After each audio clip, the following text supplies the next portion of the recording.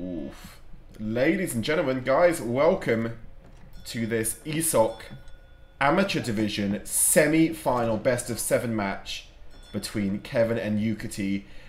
We see that Yukietty's gone for an interesting Smurf-ish name there, which is best avoided if we're being honest in a competition, but we're not going to focus on that too much right now. That is Yukietty confirmed in pink. It has been checked. I don't know what that means exactly. Hopefully it is nothing that is going to have to be edited out on YouTube. I'm not going to read it out because I don't know what it means, but someone can check that and put it in Twitch. Playing in the south of Florida, we've got a beautiful Florida map that we're playing on right now. And playing in the south, we have Kevin playing the Dutch civilization. So in the north, playing in this beautiful shade of pink, we've got Yukietty playing the German civilization. Okay, we have confirmed in chat that the German phrase is not something rude, so we're good. So we've got Yukietty deciding to play with the Germans. Interestingly, on this very watery map, neither player deciding to go for a civilization known for being particularly good on water. In fact, both civilizations don't really play water at all. I think especially the Dutch you'll never ever see on water. Germany opening up with the early trading post. You can see that chat there. That tends to I think that means they pause the game because they have Yukietty. Hopefully he had a successful phone call. So, I mean, in terms of both of their routes to the final, I can't remember who Yukietty beat in the last round. But Kevin obviously took out Drongo on the way to the semi-finals. So, I mean, he's already played one, very difficult match to get there. Let's take a little look and see what's going on over now in the south for Kevin. Not much is going to be going on at this early stage of the game. Pretty much standard stuff at this point. And you see that the three settler shipments been sent in already by Kevin. Have a little look at Germany going with the 2 settler wagons. Very, very standard stuff, but there's not really any other opening to do for either civilization. We can have a little look at the German deck now and see what's going on. Looks very, very standard. Could be going for FF. Could be going for a bit of Age 2 play. Typically probably looking at FF. Got that economic theory in Age 1 if he wants to send it. We can probably have a look now at Kevin's deck as well. And likewise, very, very standard deck. The Swiss pikes aren't always there, but pretty standard nonetheless. 80 wood treasure now being taken down by Kevin. Yukietty's Explorer is nowhere near that, so no danger at all. He's instead going to go for that S tier 100 coin treasure. Outlaw, Blowgunner going down. And going to take that treasure. Now, typically, we are going to see Kevin age up significantly ahead of the German player. You see, Germany's not even actually clicked up yet, and Kevin's already halfway through his age up. But that's pretty typical to see the Dutch age up very, very quickly, which is happening right now. That coin treasure is going to go down for Yukietty, and no pressure being exerted on that now. A bit of idle time from the Dutch Explorer, but nothing too much to worry about. Take a look and see what's going on with Yukietty, who has now clicked up. Got most of his villagers on wood, as is typical. But we'll focus for now on Kevin on the Dutch, because he's going to get up first, and we're going to get an idea of what's going on first. We'll have a little look at the sheep wars on Florida, and we see that Kevin's collected the 3 sheep to 2 for Yukietty. So, bit of a football score there, 3-2. So I see lots of support for Yukietty in the chat. First bank now going down for Kevin, who hits the age up just before 4 minutes. Tell you what, in this meta, this is not a matchup I've seen very much of recently. Germany against the Dutch. So they've civ danced to do that. I don't know if Harrison's in chat, he can tell us how the Dutch match up against Germany, but this is the matchup they've come across. We saw Kevin play the Dutch in a couple of matches this series. I can't remember if we've seen Yukietty play the Germans in this series yet. Of course, they've not built markets. Markets come as standard on Florida. Nice little bonus market for both players. And if we take now a look at Yukietty, who's still not up on the 4 minutes 30 mark, he could well be gathering this coin for a FF. See if he sends through that 700 coin.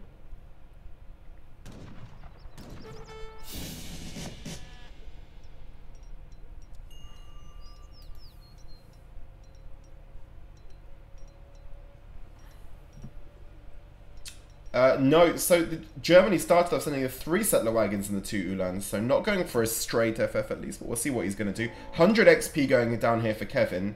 Harrison noting that this was a 1410 age up for Kévin, which is why it was so incredibly quick. 3rd bank already going down, so getting on those pretty sharp, and now the bank wagon being sent from the home city as well to bolster that economy. Harrison saying Kevin's very French. Yeah, I've given him the flag of the French Southern Territories because I see that that was the flag on the ESOC forum for him. So I don't know if Kevin's actually from the French Southern Territories or he's from France and supports them. But nonetheless, I went with this being an ESOC amateur division. I went with the flag on the ESOC forum. The Kalpake, it's the flag of the French Southern Territories, which is, again, that was lifted from the forum that he was marked with. So I hope it's the correct flag. If it's not, I'll change it between games. That bank wagon now coming in for the Dutch player. So already 4 banks up, now putting down the barracks. See what he's going to train in a second. He's training pikes from the barracks, not training skirmishers, but instead going for pikes. Treasure now going down for Kévin. Now obviously against Germany, bit of a standard decision to open with pikes, because he knows there are Ulans walking around, and indeed there are a couple of Ulans over there.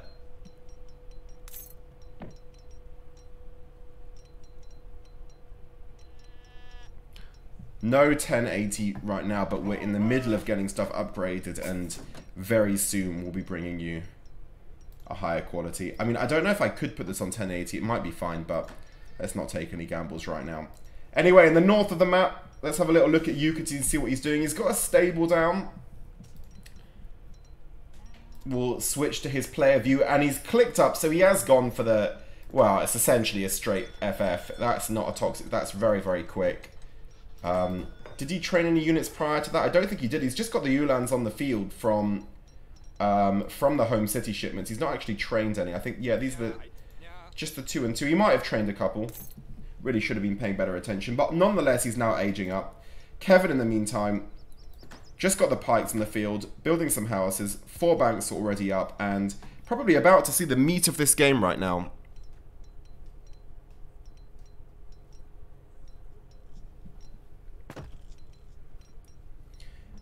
Yukietty trying to get some raids in, but the bank's doing a very good job of protecting everything here. The pikes right on top of them. Those pikes, I think, getting a little bit of damage onto them right now. In the meantime, Kévin putting down a stable, which he's going to use to train Reuters, I would have thought. Possibly also just going to train Hussars. We'll find out soon enough. And Yukietty's only got a stable right now, and his opponent's got lots of pikes on the field, so he might want to look at doing a little bit of a switcheroo, but he is aging up, and once he gets up, well, he has now indeed finished aging up, and he might send... He's sending the 1,000 wood! Alright, interesting. 1,000 wood coming in as the first shipment for the German player here. Training some war wagons as well. So, a curious early matchup. These pikes placed perfectly, look at them, in both of the little choke spots, these pikes. So Yukietty's tried to raid a few times and just basically run into a brick wall. He keeps sending these, look, he's sending these cav, and they're just going to stand there. Look at those beautiful sashes there. And they're going to just run and see the same pikes that literally haven't moved from that spot and think, nope, not a good idea. So they've literally not done a single thing thus far. 1,000 wood now dropping in for the German player. Have a little look at Kévin, who's also aging up, training skirmishers and hussars, and about to complete his age up. Crab got there were predictions, you just missed them, my friend. I did 2-minute predictions. Right. Doesn't manage to complete the batch of the veteran skirmishers. So it's just the 3. And now sending the 9 Reuters from the home city. Yukietty coming back in now, but I mean, Yukietty's just training Cav. And now, let's see if he's training anything else. He's only training Cav and War Wagons. And he's against, well, he's against Pikes and Skirmishers. This is a pretty favourable matchup for Kevin in terms of unit composition, especially as he's got this really nice shield of houses and banks. Pikes getting on top of the Cav there, inflicting some pretty legit damage, actually. You see they're like losing lots of hit points, those Cav. Now the War Wagons beginning to pick a couple of them off. And the Reuters coming in to support that. And Kevin's now pushing out, and he looks to have pretty good tempo at this point. If you take a little look at the scores, he's up by 2,000, but the banks give quite a lot of scores, so it doesn't necessarily mean he's ahead, but definitely looks to be in a pretty powerful position. Reuters getting off some shots on these War Wagons. War Wagons are expensive units to lose, and one's already gone down, and the second one picking up big damage from these Reuters. And once the War Wagons go down, the Reuters are going to be on top of the Cav, and I don't know if Yukietty's maybe out of ideas there. He's very quickly on the retreat. These are all now, well, 2 of them are low at HP of these War Wagons. 2 of them are basically about to go down. And Kevin now pulls back. Now, not sure what Yukietty's plan is at this point, but definitely looked like a very favourable little trade there for Kevin. Yukietty now adding a lot of skirmishers very quickly to his mass. So he's now got 15 skirmishers that are going to come back in. And that might start looking a little bit better because his opponents, well, he's got a few hussars, but nowhere near as many skirmishers as his opponent.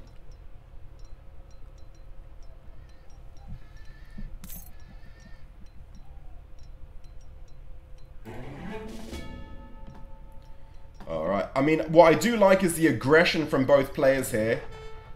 Both players showing loads of aggression, neither of them wanting to chill, especially Yukietty showing big aggression, which you kind of have to do, I suppose, against the Dutch, or else they're going to scale. And he wanted to take advantage of that quick age up time, but his opponent's actually, Kevin's actually got up at a very similar time in the end. Now sending 9 Ulans is Yukietty from the home city. No shipment coming in for Kevin. But those 9 Ulans are going to come in very handy, although there are plenty of Reuters, so I say that and at the same time contradict myself, because how many Reuters does Kevin have there? 24, a lot of Reuters, and now Kevin's also outmassing on skirmishes. He's got 23 to around 15 skirmishes for his opponent.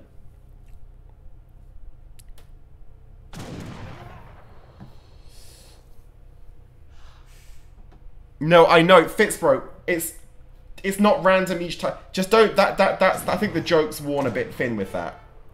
Actually, that's what I meant to talk to you about on Discord. I know you're on holiday, so I didn't want to keep.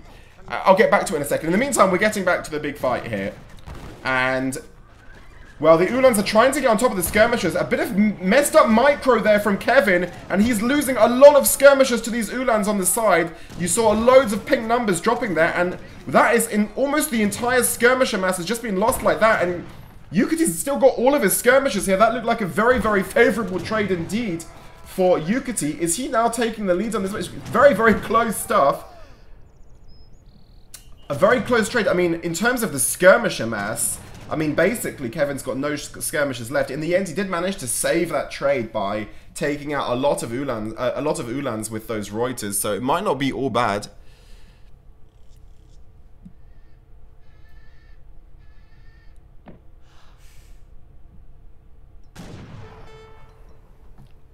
And it looks very closely poised.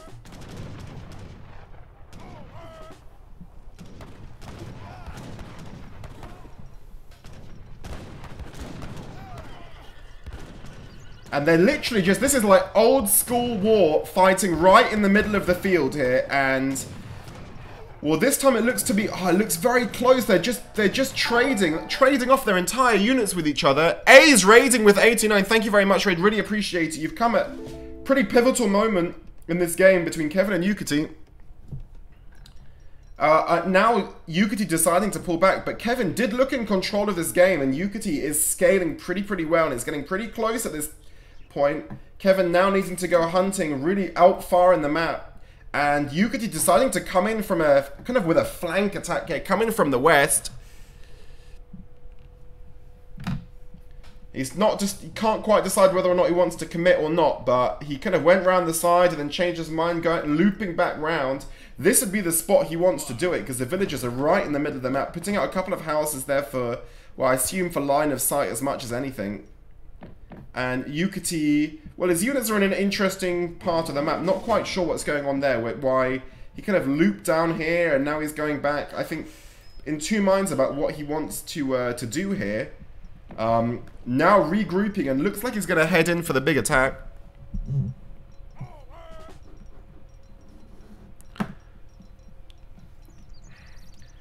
Le Castet, that's the French Southern Territories flag, which was Kevin's flag on the ESOC forum, which is why it's there. I'm not trying to, I just literally was like, oh, Kevin's from the French Southern Territories. I had no idea, but if that's his flag on ESOC, I don't know. Anyway, maybe I should have done the French flag. Listen, just went with ESOC here. And now, are they going to commit? Are these, oof, those Cav were so close to getting on, just kind of latching onto the back of those skirmishes. They're not quite happening. Now, a bit of a wet noodle fight, skirmishes on skirmishes, both with pretty good resistance against each other's fire.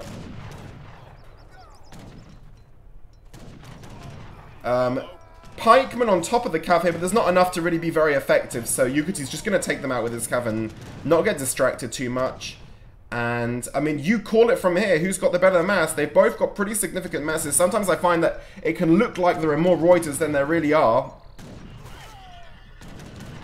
And again, Yukietty can't quite decide if this is a fight he wants to take or not. Really open warfare right in the middle of the field here. Like, very, very open. You see loads of skirmishers drop again. And the skirmisher, definitely more skirmishers for Yukietty than Kévin. And they're just going head on head here. And who wins it? A lot of these war wagons aren't getting off shots. Now they're getting closer into the action, getting off shots. And again, it looks like Yukietty's doing okay here, but very, very close. I mean, you call it. Who's getting the better of this fight? I see a lot of pink numbers, a lot of pink. I tell you what, Yukietty is definitely getting the better of this fight. Pink all over the screen here. And the skirmisher mass is dwindling very, very quickly. There's no hussars left for Kévin. He now sending in a few more hussars together with some veteran halberdiers. But is it going to be enough? I'm not sure. It looks like the scores are exactly even. There are now militiamen in the middle of all of this that was sent from Kévin. So you know that Kevin's definitely had a little bit of a panic there because he sending in the militiamen. Now Kévin finally managing to get his hussars on top of the skirmishers and getting some good shots off. Still plenty of war wagons. Reinforcements coming in from Yukietty. And I mean, still looks like Yukietty's cleaned up, if I'm honest. I mean, look at the reinforcements coming in. There's not very much coming in from Kévin and loads coming in from Yukietty.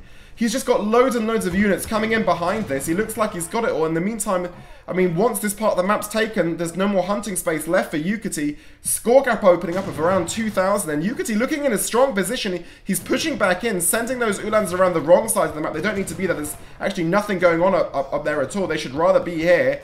Get on top of these settlers if they can. But, yeah, and now these, some bit of missed micro there from Yukietty, losing a few skirmishers to not very many Ulans, but they're being picked up really quickly by the war wagons. And once they go down, now these Ulans coming in from behind, really nice flank. That's why they were over there. They're going to get behind and take out these skirmishers. A few Reuters coming in at the right time, but the skirmishers are now going to get on top of the Reuters and take them out. And Kévin looks in real trouble here. Kévin looks in real trouble. And now look, these villagers are going to get completely surrounded. There's nowhere to send them. They're just going to walk off to the side, and now these hussars are just going to literally eat all of them. He does have great coats, but I don't think it's going to matter. He's got no way to defend himself, and Kévin calls GG. Woo! Ooh! Wow, who called that? Who called Yukietty with the 1-0 win? Wow. Oh, I'm going to get that on the scoreboard. Whew.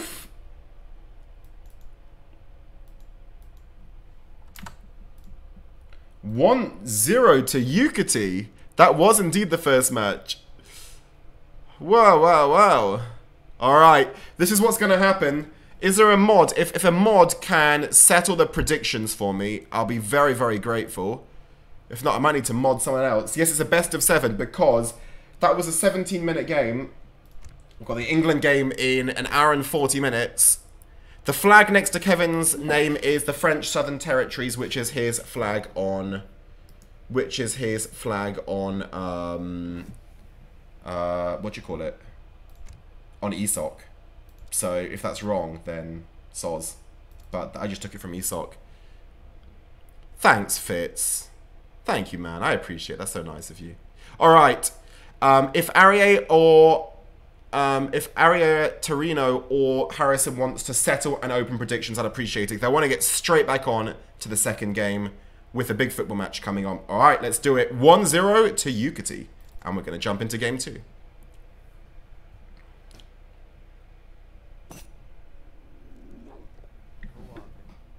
Oh, wow, look at this matchup. All right.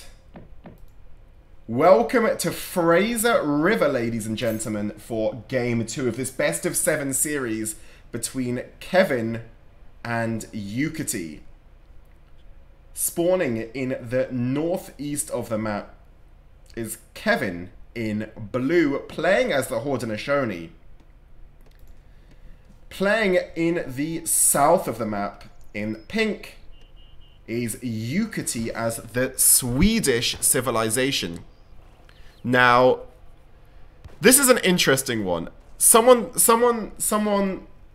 maybe I think Fitzbro might be the best man to talk about this, but the reason that this is curious is that Yukietty would have picked his civilization first because he won the last match, and Kevin would have countered. Now, my understanding is that Haudenosaunee does not counter Sweden. Now, in fairness, the Forest Prowlers will do very, very well against the Carolians, so I guess that's the logic. But this is a great Sweden map. This is a really, really strong Sweden map. So, I don't know what to make of this matchup. Someone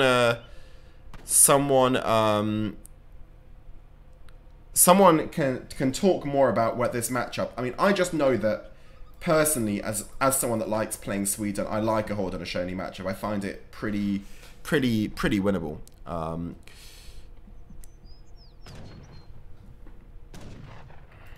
Nonetheless, let's have a little look and see what happens. Yukietty would have had 2 different options here. There are 2 standard Sweden openings on this map. One is to go for the standard 2 torps, and now a more popular opening is to go for the 1 TP start, which has been popularized by players such as Age of Killer, and Nushelba also does it. So he's gone for the standard, safer 2 torp, definitely quicker. Now taking down the Nootka Clubman is Yukietty. In the meantime, training post has gone down early for the Haudenosaunee player, Kevin.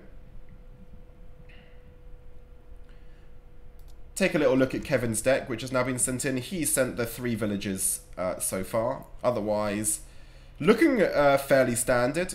He's got the Renegade Frenches in his deck in the 3rd age.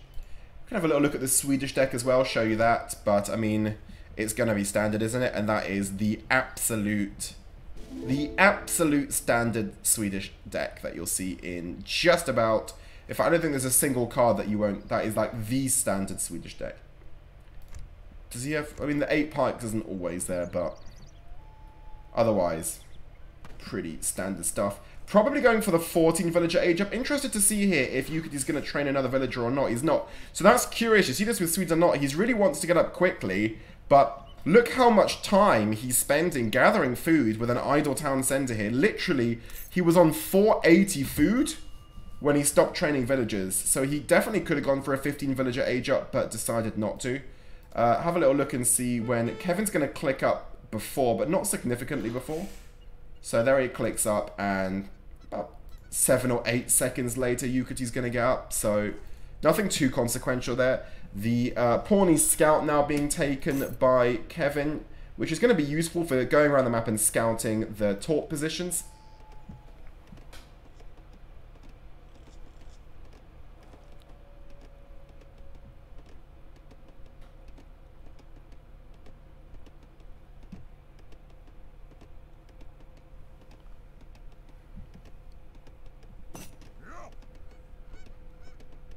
And we'll take a little look and see what's going on.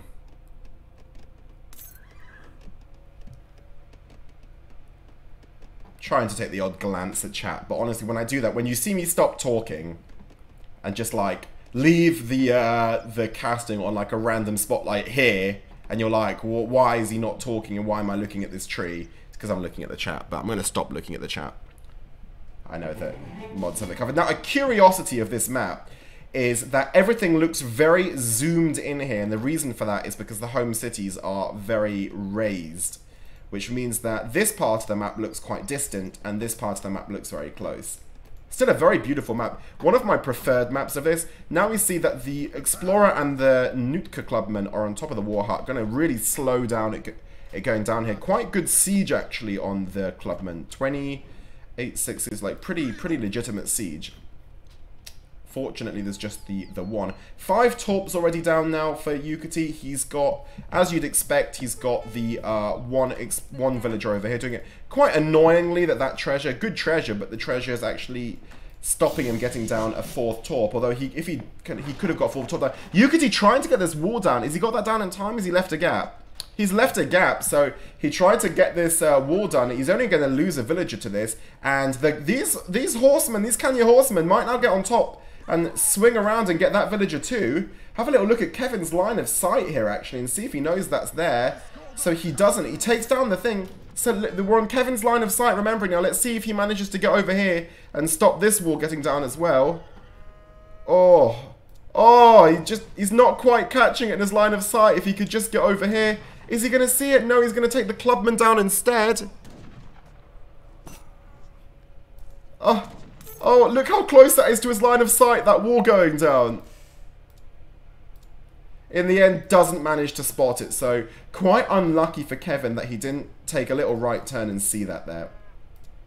Go back to Yukietty's point if you see what he's doing. He's got all of his villagers on wood, as you expect. Sent in the 700 wood. Probably going to send Engelsberg in behind it. The Kenya horseman now. Again, has Kevin not seen that? Did he not see that villager? I guess not. So he's rather sieging. Yukietty smartly bringing that villager around the side. So a few villagers had very, very lucky escapes so far.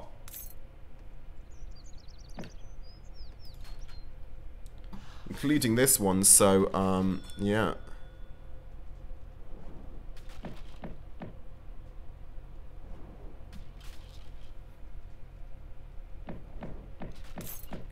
Take a little look and see what Kevin's been sending from the home city. So the Kenya horseman, then the 600 wood, then the Kenya horseman, I believe was the order. Now sieging down over there. In the meantime, he's got these tomahawks sieging down. This pretty good job being done so far by Kevin. Now putting down a second war hut. I actually really like how Kevin's playing this. Only the 9 torps so far for Yukietty. So would like to have more. He does have a Rex going down, training a batch of Carolians. I don't think he's got any units actually out yet. That's his first batch. So he's gone for a very, very eco-heavy start.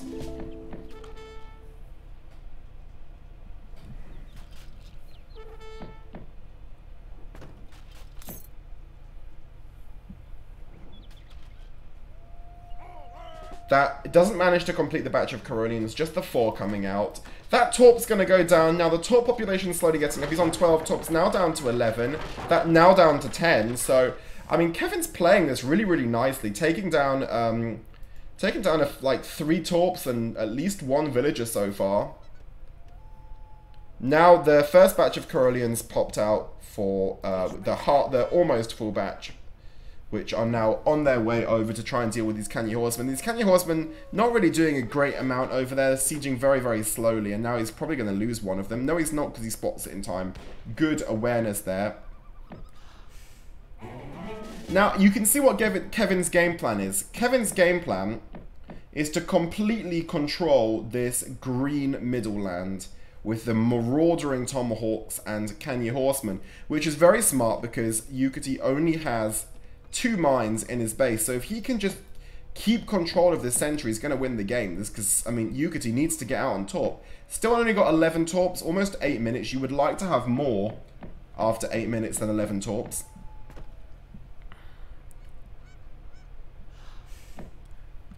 I see a lot of anti-Sweden sentiment in the chat, which I think I can't blame that. Yukietty now sending in the leather cannons, which is a very defensive play. The correct play, if you look at what's happening here with all of these tomahawks running in. So definitely, definitely can't blame him for doing that. Gonna try and take down this wall right now. But now suddenly, Yukietty's just... Look at how Sweden scales, even without not that many torps. He's in a great position. He's got plenty of Carolians and the leather cannons. Kévin needs to get through this wall before the leather cannons get in range, which he is going to be able to do. More toxic walls going up right behind that for Yukietty. Loads and loads of walling for Yukietty. Very good walling. Using 2 villagers to do that. Now, the tomahawks...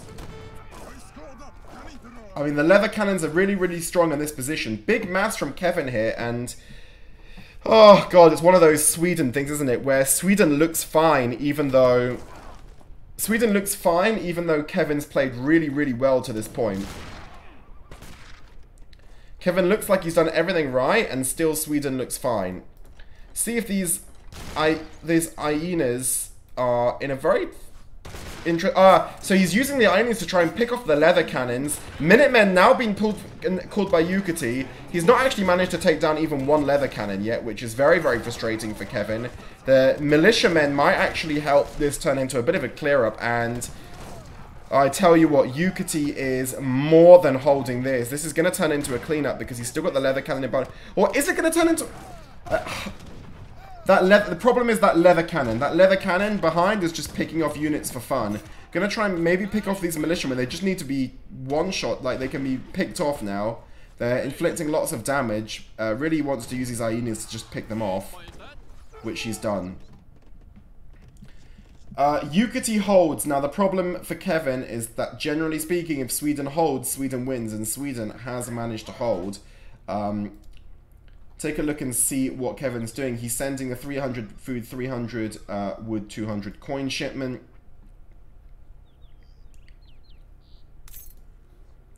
Bit of a logistician-esque shipment. He still does have the 2 trading posts, both of them on coin.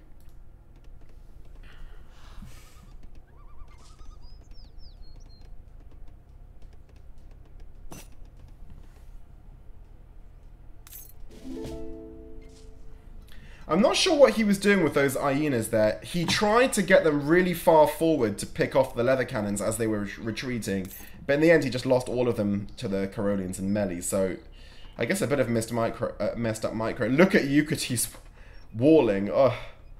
I mean, Kévin's doing the right thing here, which is picking off torps. These torps are all going to burn. Like, if he can keep Yukietty trapped in the walls, he's going to win, because there's just no mines. He's still only got 13 torps, which is not many.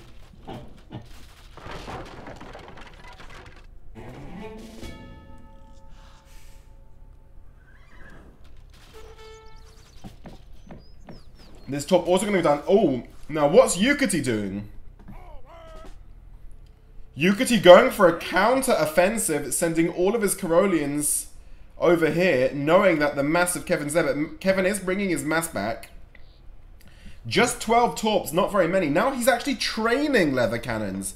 Interesting. He's put up an artillery foundry, and he's training leather cannons, so don't always see that. Bit of an unconventional switch. Does he have light gun carriages in his deck? He does not have light gun carriages in his deck.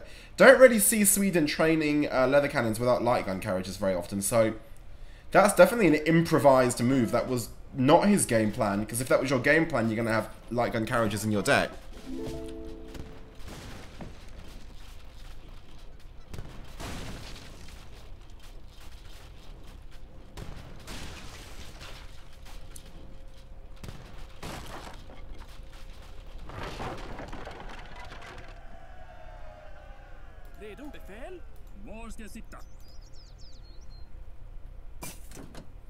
Alright, and is this going to be a big confrontation at this point of the map? It looks like it. This is going to be very, very good. He's walking them into the Carolians. This is, with that leather cannon there as well, this is going to be very, very good for Yukietty, and Kévin recognizes that and pulls back. Now getting some more tomahawks in, but another leather cannon coming in, and are they just going to commit to a fight right now? Kevin's got Stagecoach, but Stagecoach with just the 1 TP is not a very effective use of resources. Those Caroleans, he just used the... I think he just used the charge on them. And... Kévin trying to pull back to the safety of the fire of these war huts, I think. Because I don't think Yukietty's going to be willing to take this fight under the fire of the war huts, and he's not. So he is now pulling back, but he's going to be able to take out that trading post very, very easily.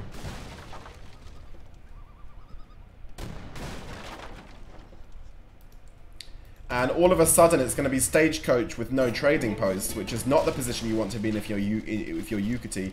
Yukietty now also aging up with the Exiled Prince, the fast age up option. Have a look at Kévin. Kévin is already in age 3, so let's have a little look and see what he's about to send. He's got the elite Tomahawks upgrade coming, but once Sweden gets up, now the problem is for Kévin that there are now, it's either one-off or max torps. So once you've got, once Sweden hits max torps, it's just so hard. Look at these insane gather rates. 600 coin a minute with no villages. That is really a lot of coin. And now he's got the 2 falconets coming in from behind. And once the falconets come in, I mean, Kévin just has nothing to counter them with at all. If he trains Kanye Horsemen, they're going to get eaten up. Now, he's doing the right thing, which is just rather focusing on these kind of awkwardly placed torps, but... I mean, Yukietty's just going to send a villager here and torp this in replacement. He's got 14 villagers on wood, so he's going to be able to replace these torps very quickly.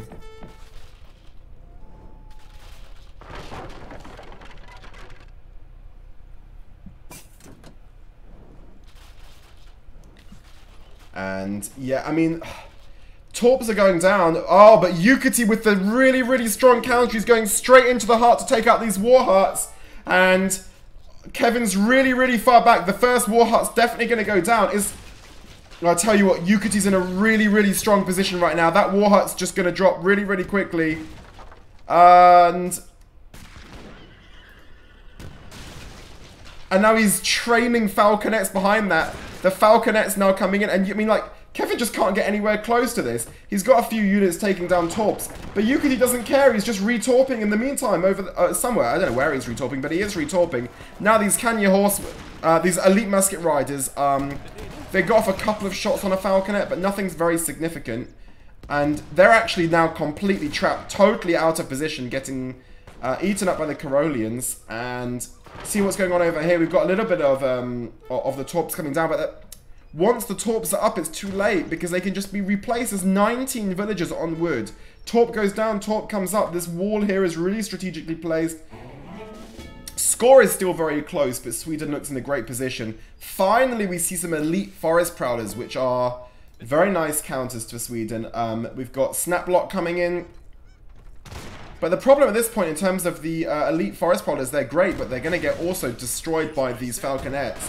Is Yukietty training more? He's not training anymore. Let's have a look and see what's happening. More elite forest prowlers being trained by Kévin. Really big shot there. Look at how much damage those forest prowlers just took to those falconets. He has to get rid of the falconets. If he doesn't get rid of the falconets, he's in big trouble here.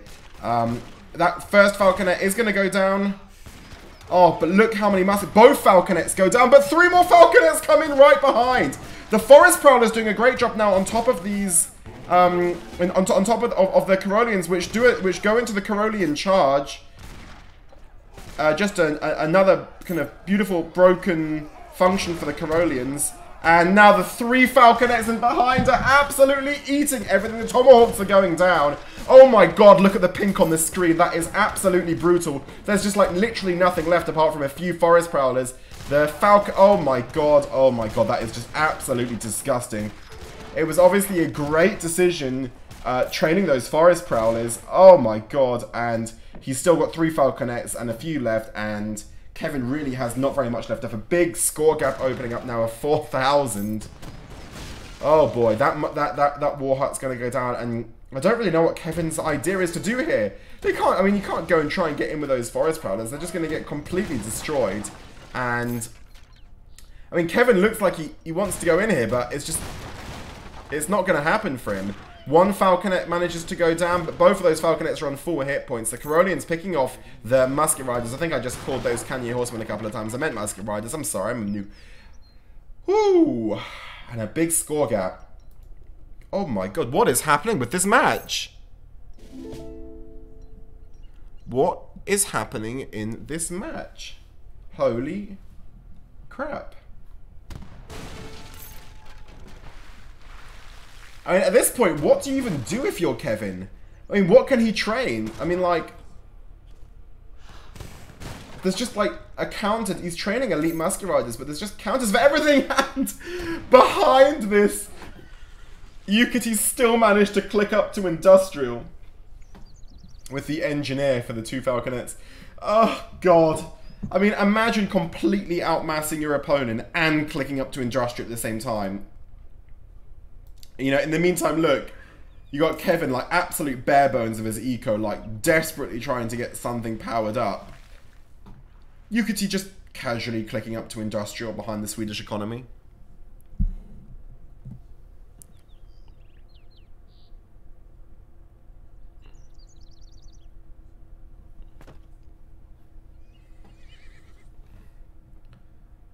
Oh my god.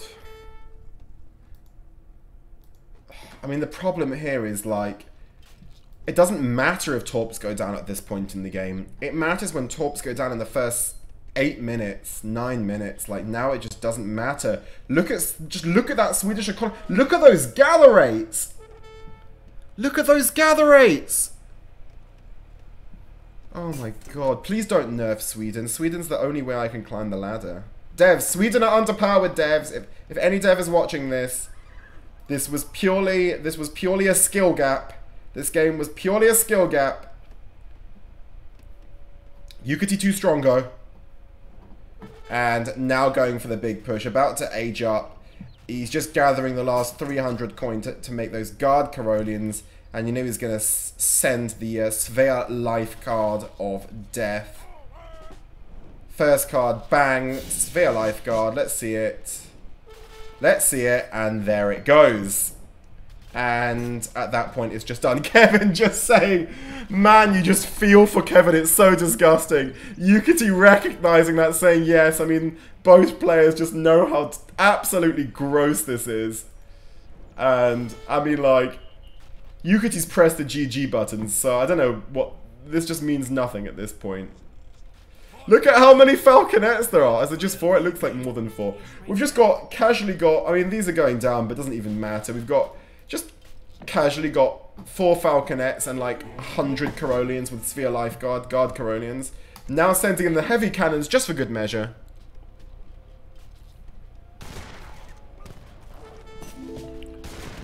And the mantlets just drop. In a second, those mantlets dropped. Oh god, I mean, again, these torps are going down, but doesn't matter anymore. Score gap's actually closed, but, I mean, it doesn't matter. Yukietty going for a push. They're actually going for pushes, I mean, on opposite sides here, but look at how much is just about to walk in. Where are the heavy cannons? Oh, they're not out yet. Okay. Oh no, Kévin, you can't be there's no point burning torps at this point. I mean, these torps are almost dry anyway. I mean, there's no coin, there's barely any coin left. And now Kévin's seen what's happening. He needs to get his units back really fast because there is a whole world of pain about to come in. Heavy cannon now about to join that. He's kind of sieging, going through these walls. Yukietty smartly just building more and more of these toxic walls over here. In the meantime, Yukietty pushing in right now. These villagers, I don't know where they're going. There's nowhere very safe to go right now. But Yukietty just feels that he can push it at this point. He's got all of these Falconets. And these are Sphere Life Guard Corollians. And they're just going to munch through these units very, very quickly. In the meantime, few villagers being lost here. But it's not really going to matter. There's some Corollians looking after them. 2 villagers just instantly dropping. And... yeah, I mean, Yukietty's pushing in. These guard Corollians are just going to very easily be able to take care of this. I mean, he might be able to get them on top and take out a couple of these. I mean, just they're just fine, those trades for Yukietty. He doesn't actually care at this point. He's, you know, printing infinite Caroleans at this point anyway. It doesn't really matter. The heavy cannons coming in behind this, and Kévin, I mean, just like,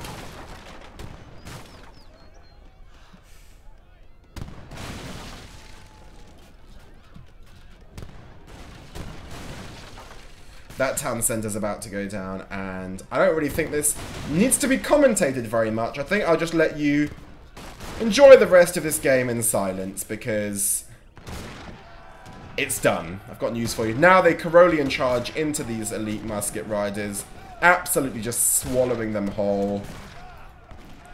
The elite forest prowlers being taken out. Where are the heavy cannons? Heavy cannons now walking in from behind because there aren't enough units there already. Score gap now up to 9,000. Huge hits coming off there. And Kévin calls GG before. I think he just took a little glance at those heavy cannons and was like, I've had enough. Well, that is 2-0.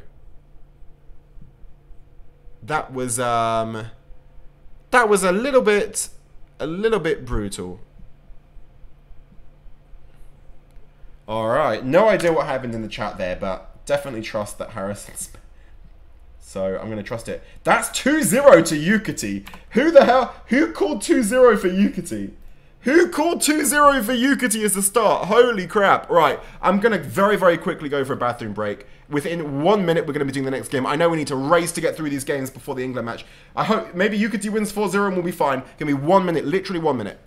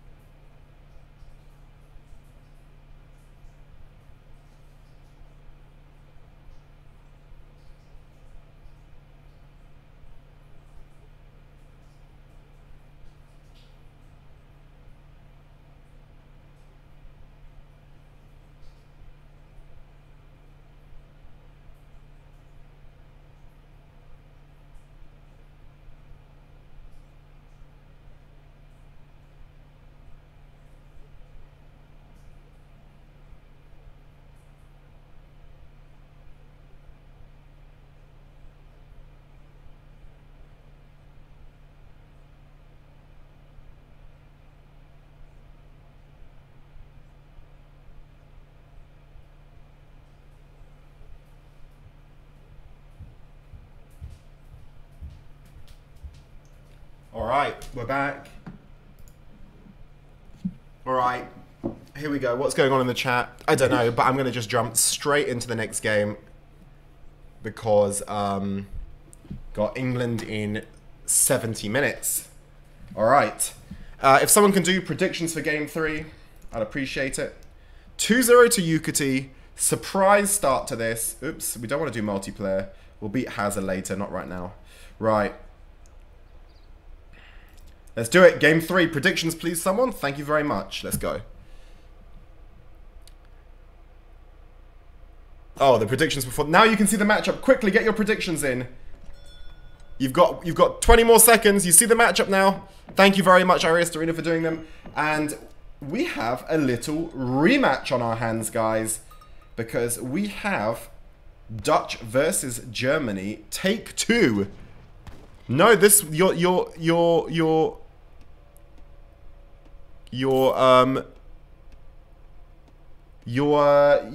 not seeing things. This is definitely not just seeing the same one twice, because we are no longer on Florida. So this is correct. So very curiously, we've seen Germany Dutch once on we've seen Germany Dutch once on a water map.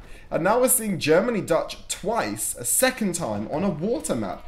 So what's really interesting, I mean, I wonder why Kévin has gone Germany on this map. Now, Kévin plays like Haudenosaunee, like an absolute boss.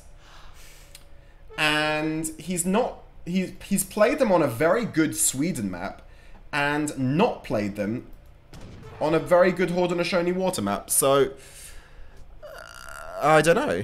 I don't know. So if someone, now you can do predictions again in the chat. In the meantime, we're about to see a really good fight for this 75 wood treasure. Who's going to take it? Kevin's going to take that. Kevin manages to take it. Yukietty switches to Manny to try and take down the Explorer, which he is going to be able to do. So was that worth it for Kevin? He got 75 wood but lost his Explorer. Oh, I mean, he loses his Explorer pretty close to his home base, so it's probably okay. But we're going to find out in soon enough. Let me know in the chat what you guys think of the Civ choice here. I just don't know why you go for Germany on this map. Like, if you're Kevin, why not just Haudenosaunee like an absolute boss on this map? I don't know. I don't know. We're going to find out soon enough. In the meantime, let's see. So the first match went to Germany in this matchup, played by Yukietty. Let's see if Kevin can now win Germany against his opponents, Dutch. Take a little look at the decks, but they're going to be standard. That's a standard deck with a couple of water defensive cards for the German player. And for the Dutch player, very, very standard. Same, just with the couple of defensive cards. What's that treasure? An 80 wood treasure now being taken down by Yukietty's Dutch, which is going to be very, very handy. Immobile Explorer in the meantime for Kevin, so nothing that he can do about this.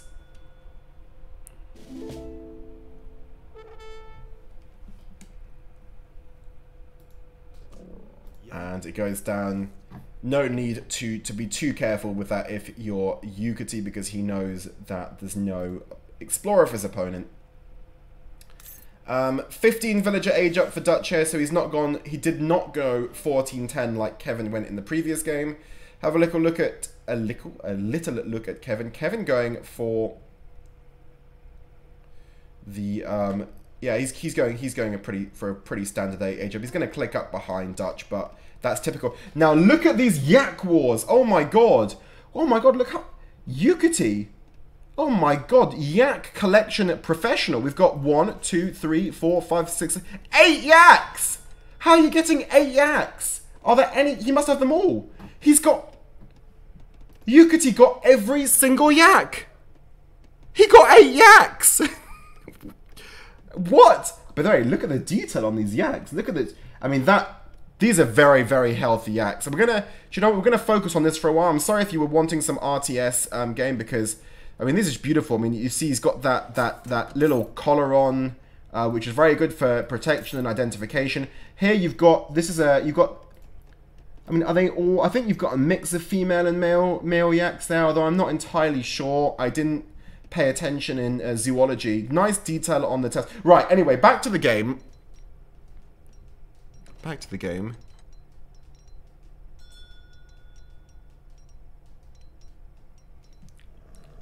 You're not enjoying the yak hype. Ooh, what's going on over here? Mr. Kevin going for the German water play. That's become a bit of a meme in this tournament. We've seen, this is not the first time we've seen German water play in this amateur division, so that's interesting. I don't think 12 yaks, but people are saying in chat there are 12 yaks on this map. I call no. So there were 8 here. I think, oh, 9, 10. 10 yaks. There's none over here, are there? There are 10 yaks. There are 10 yaks. There are 10 yaks. Unless someone sees a yak I don't see. Right, anyway. Still, 8 out of 10 is pretty good. We'll see who gets the last 2 soon enough. Kevin already training fishing boats. Going for the German water boom. Now sending in the 700 wood. So, really going for a German water boom. Let's have a little look and see what Yukietty's doing. Putting up his second bank right now. Oh! And there you go! Now... Yukietty has collected the set. That is 10-0 in yaks. Dutch has picked up his nut. That's, yeah, now he's got 10. Do you know what? We don't need to focus anymore on the yaks. Either way, it was like a lot of yaks. Either 10 or 11 yaks for the Dutch player. He certainly got all the yaks. That is a lot of yaks. That's 4,000. I mean, well, if you let them fatten, that's 4,000 food. That's a lot of food. Oh, Abra31, I like it. Are we watching Yukietty or Yakety? Hey! There you go. There you go. Yukietty or Yakety. Am I right? Right. Market going up now for the Dutch player and the stable going down. In the meantime, how's this? Second dot going down. So this is turning into a legitimate water boom.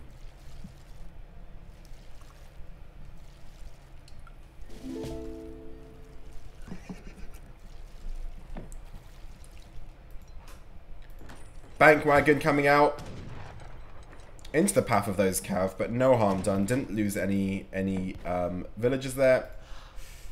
And this is smart from Kevin. He just keeps make himself look a bit active all the meantime, going crazy on water. See, I imagine he's training from both docks, and he is now training Ulans.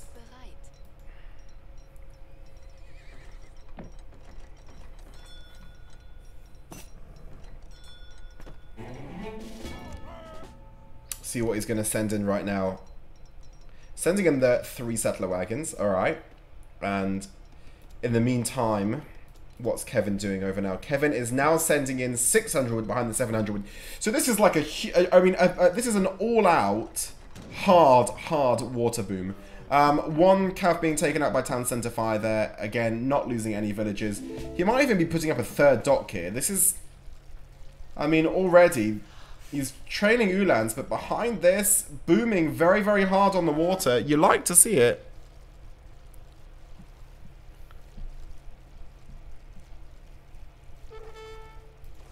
I thought Germany's definitely not landlocked. In the meantime, Yukietty taking down this 65 coin treasure, bringing in the cav to help him.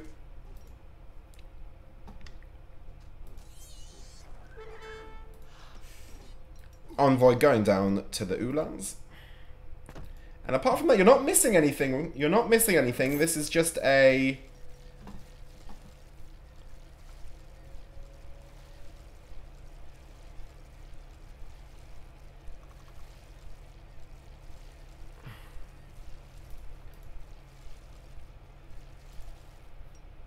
They're just both basically working on their ecos at this point.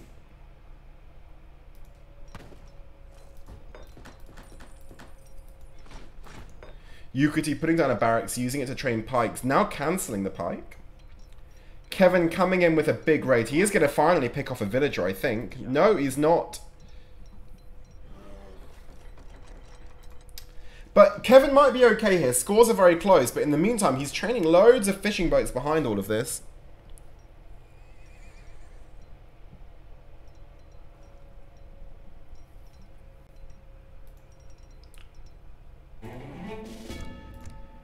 Dutch now aging up. Yukietty aging up behind all of this. Germany content to play age 2 with this water boom going on. No need to age up for him.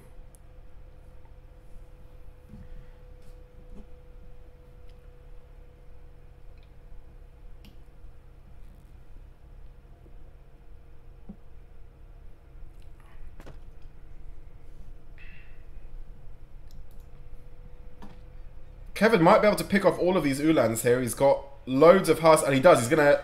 If he managed to get on top of them, at least one's gonna go down here. If he manages to micro well, he's gonna take all of them down. That's one goes down. Yukietty manages to pull back and save... I think he's gonna save one of them. That's... Yeah. He managed to pull back and just save one of those cabs. So a nice little catch from Kevin. Well, very, very... I mean, right now, if Kevin was to really put some pressure, he can cause a lot of idle time, because Yukietty's got these 5 skirmishers out. And apart from that, he's not really got anything. He's got one Hussar and, well, now 7 or 8 of these. And, well, he's got a few Reuters, but the Cav would be able to take care of them. Dutch player has now got up. And so is Kevin. So both players are playing in age 3 right now. Kevin's going to take down the 75 coin treasure. Oh, but look at the 3 frigates that have literally just come in right now. 3 frigates have just been dropped straight into the middle of Kevin's water economy. What an on-point play here from Yukietty. This is absolute damage. Oh my god, the entire eco of Kevin's gonna get shredded right now. He's just at one caravel in, but that caravel's going to get... well, there's a lot of fire coming in from the dock. But, I mean, not much damage being done. In the meantime, a bit of a fight going on here. I'm going to try and keep you between the action and show you both things that are going on. Are they galleons, not frigates? Oh, they're floits. They're floits. Which are floits closer to frigates or galleons? Either way, they're floits.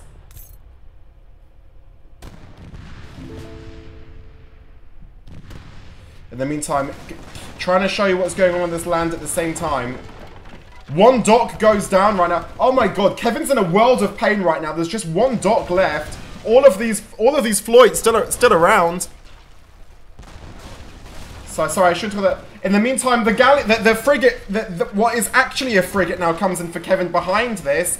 But is it too late? Now Kevin suddenly actually got quite a good, strong water position because he's got the 2 caravels and the 1 frigate. Just the 2 floits left. Both have lost about half of their hit points. In the meantime, the cavalry on top of the skirmishers.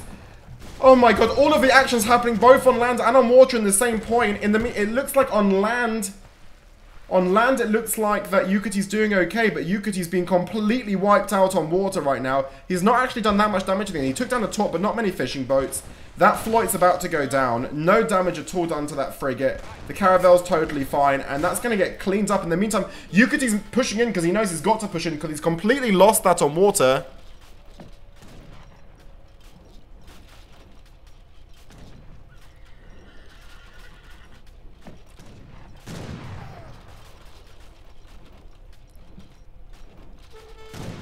So now at this point, Yukietty switching and making this all about the land fight. And on land, he looks very, very good. The militiamen being called by Kevin. And I tell you what, Kevin won that battle. But is he going to lose the war? Because look at this huge land presence right now from Yukietty.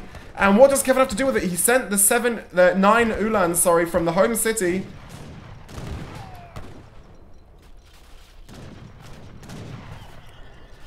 And this might be GG. I mean, the score gap's only at 1,000.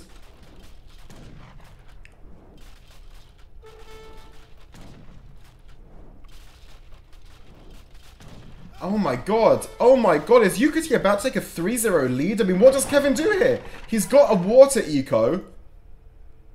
How did Yukietty had so much going on the land behind all of that? That was very, very intelligent play. What he basically did was force Kevin to send defensive shipments on the water. In the meantime, Kevin going for a huge raid up here, but there's no siege on these Ulans, and he's not basically done any damage in the meantime.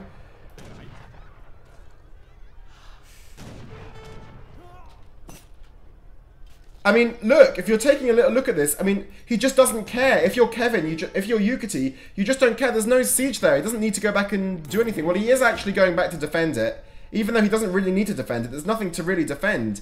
He can just stay idle for a while. You can even just send back 7 or 8 Reuters, it would be enough.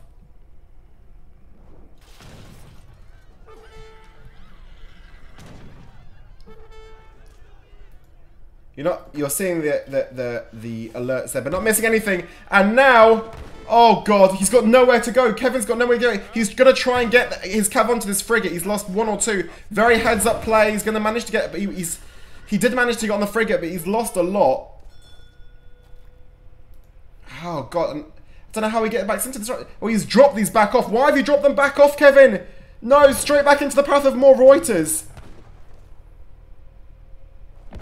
And he just loses 2 more back, and they go back onto the frigate, but they're not much use on the frigate. Oh. Oh my goodness.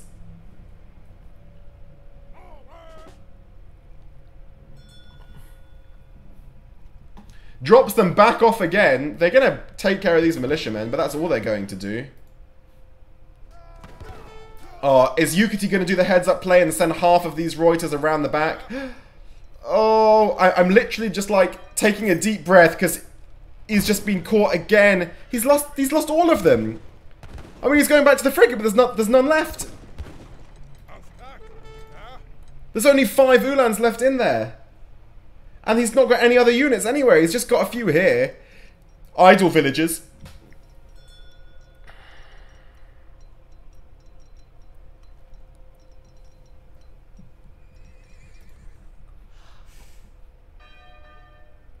I mean, that was very heads-up play, running his units onto the frigate. In the meantime, kind of a more successful raid here, but these are great coat settlers and just 3 Ulans, and yeah, it just doesn't matter. It just doesn't matter. He's got so many Reuters covering the map, defending them, and very, very few Ulans left. Is Yukietty going to win this matchup as the Dutch and as the Germans? How was Yukietty not in the pro division? He's playing like a... I mean, this is Kévin. Kévin was ranked 4. Kévin was ranked 4 on the ranked ladder like literally 3 weeks ago, or 4 weeks ago. Kévin was ranked number 4 overall for a while. And Yuki is shredding him 3-0. Yukietty now coming in with a raid of his own, but being spotted by Kévin. Another raid from the north right now. The score gap's only 2,000, so the score gap doesn't suggest that it's over. It might not be over.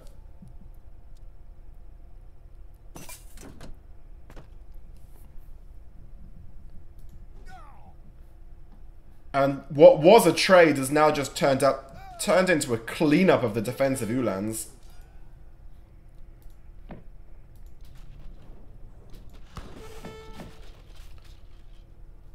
I mean, Kévin's sending these Ulans in and out from the frigate, but I'm not sure that it matters. In the meantime, that trading post is going to go down, but it's rather focus on what's more important, which is the pressure being put on the stable.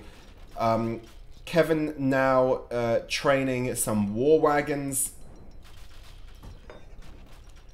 War wagons are going to pop out of this stable, but the Reuters should be able to deal with them fine. And they do pop out. Is Yukietty going to take the trade, or is he going to... He's going to... Oh, now he's suddenly managed to get quite a lot of war wagons out. And he's going to be able to get a few Ulans on top of the skirmishers, but there's not enough of them. The skirmishers are going to be able to deal with that. Now with the Reuters behind, picking them off as well. Now, again, coming in and out with these from... I love this play. The frigate's just been parked there the whole time, just sending them in and out, but Yukietty's left a few Reuters there the whole time to deal with this. Few villages going down for Kévin right now.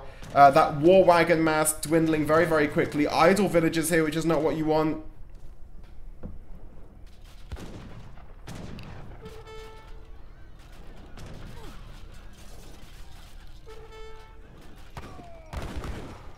And, I mean, another big raid coming in on this gold mine, but there's plenty of Reuters to deal with that. This town centre in a bit of danger actually now, losing hit points very, very quickly. There are a few skirmishers and war wagons here, but these Reuters are going to come in. They're going to chase down these Ulans and probably end up joining at some point as well. Yukietty does switch around and decide to actually fight this off a little bit. In the meantime...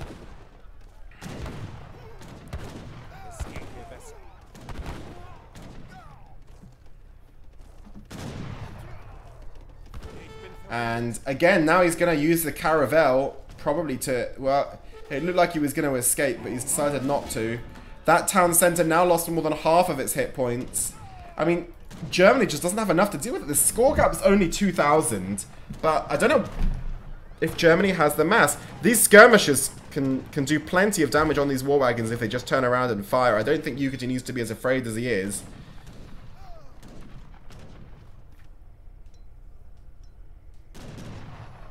You did lose a lot of skirmishers there in the end to the war wagon fire.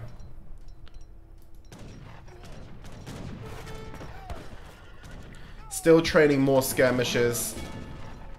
Now going veteran hussars. That's interesting that Yukietty's going veteran hussars, so he's not got any hussars. I imagine he's about to start training them. And now Yukietty deciding to turn around and just take the fight. Ulan's popping out here from Kévin, but there's loads of Reuters in their face, so he's pulling them back straight away. Town centre's been repaired, so heads up play from him. The infantry combat coming in for Yukietty. What's Kévin doing at this point? Kevin's just training war wagons and skirmishers. Still plenty of fish in the sea, so no fish-related dangers yet.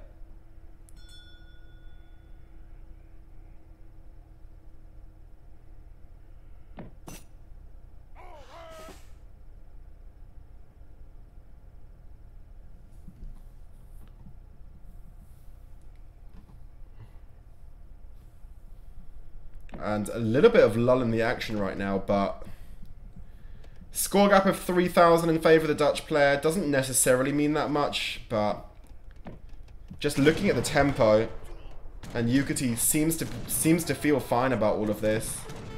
Great coats on these villagers, which saved a few of them. Fire coming in from the Caravel, but doing pretty limited damage fire, especially firing into those Reuters. Score gap's now closed all the way down, then it opens back up again, so probably a bit misleading as the new batch comes in. Yukietty's still looking fine here. Loads and loads of veteran Reuters behind all of this. Plenty of skirmishes still, although the War Wagon's managing to pick off quite a lot. In the meantime, we've got Kévin. It's a little bit of a fight of which Kevin's going to finally come off better on one of these fights here. Shouldn't really matter too much when you look at the size of these masses, though. Skirmishers being picked off, but making their way back. Actually, quite a lot of skirmishers being lost there. Kévin doing all he can to try and stay into this game.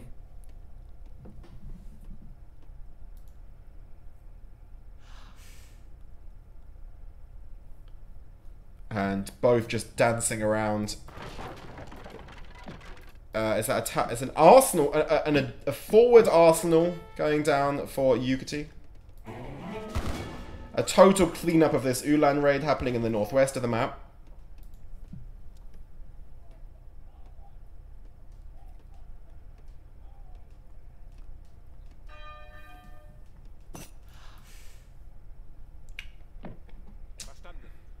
Infantry damage coming in for Kévin. In the meantime, behind all of this, Yukietty's got 3 training posts now, all sending, and that's with Stagecoach, all sending in food.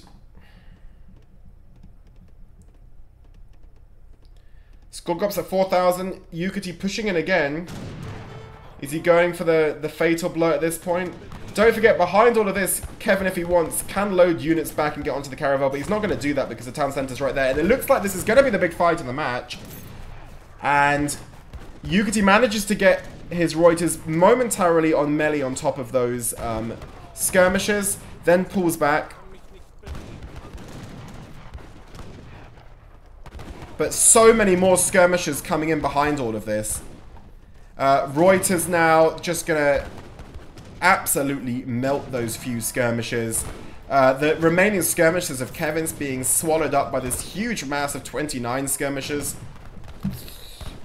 Villagers now having to go back into the outpost. Lots of idle villagers at the same time here. And Yukietty going back in for the town centre now with a lot of units. It's not going to last very long. Not quite sure what he's going to send in at this point. Let's see what Kevin's doing. He's still training fishing boats. I guess because that's the only thing he can train at this point. If you look at the eco difference, there's just nothing in the bank there for the German player. And then you take a little look at Yukietty and see he's absolutely just swimming in resources. Skirmishers trying to get in there and stop this town centre going down, but it's not happening.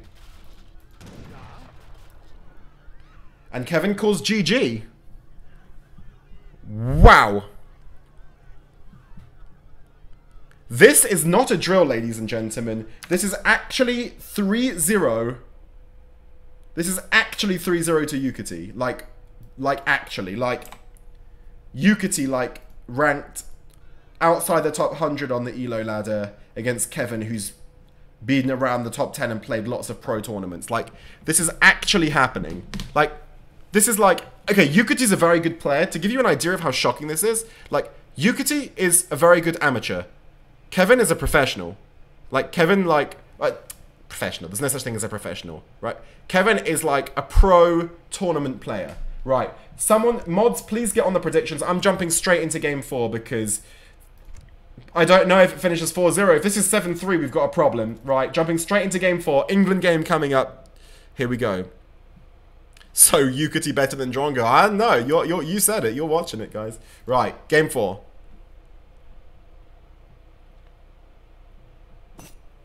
Alright. Wow. Accusations of coaching in the chat. Oh, God. I don't know if I should open that or not. That is, accusations of coaching in the chat. We've seen that. I'm not going to go through that. I'm going to let the ESOC admins take a look at that chat history and focus on the game. Harrison wants me to open. I'm pressing. Hold on. Wait. I'll open it, but I need to change my. So, because I had a problem with my enter button. So, to show you that, I need to just change that to unbind to enter. Save. Because that was a problem. Now I can show you. Hold on. Back. Enter. Why is it not showing me that? I'm pressing enter, but it's not. Ah, page up. Page up, page up. Oh, sorry. All right, here we go. All right, let's take a look at the chat, guys.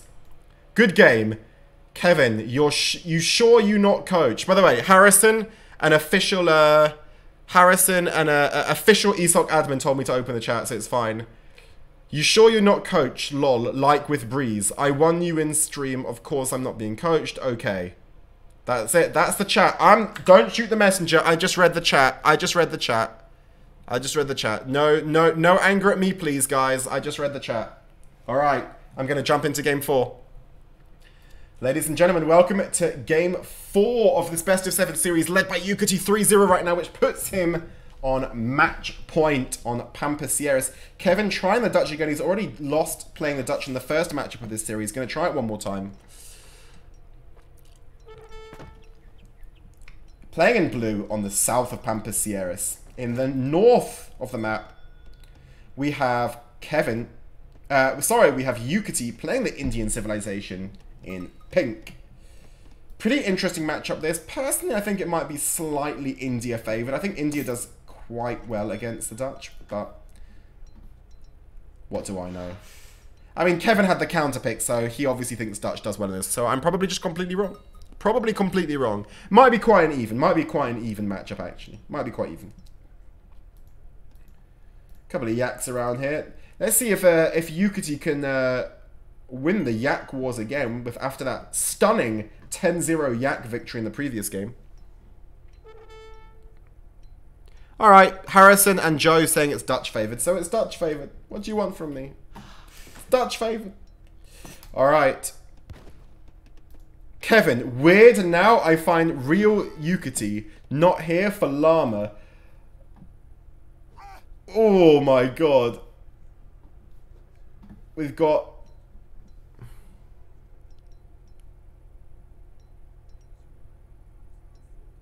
Alright, I get it, chat. Dutch favoured. The truth is I meant to say Dutch favoured, and I didn't, and then I just stuck with the narrative of India favoured. Long story. I misspoke and tried to save it, and it wasn't a good save. I was hoping everyone would just be like, yeah, they're even, but they're not. Alright, in the meantime, this chat is just getting more and more controversial. Basically, I think what's happening there is Kevin saying that Yukietty played the llama collection differently I think he's saying that he played on the llamas differently in different games. I think that was the accusation from Kevin, but I don't want to say that because I don't know what Kevin meant, but I think he's saying it's to do with the way that he was microing the llamas being different in this game than the other game. And in this game, Yukietty's done very well collecting llamas. I mean, they've both kind of roughly tied collecting the llamas in this game. In the meantime, Risotto's saying the matchup is okay and the better player is going to win the game. Thank you very much, sir. Do appreciate that. In the meantime, they're going to fight it out for this treasure, which we can't... Why is it not showing me what the treasure is? Come on. 90 food treasure. So one of the players is going to get a little bit of a help getting up there. In the meantime, Yukietty's going to take the 40 treasure, but this is a more interesting little fight going on here for this treasure. Villager, an Indian villager being caught there. That's... Let's see what happens over here. The explorers are fighting each other. Neither are actually trying to take down the thing. In the meantime, good play there from Yukietty using other villagers to build the shrine, the fort, the Agra fort.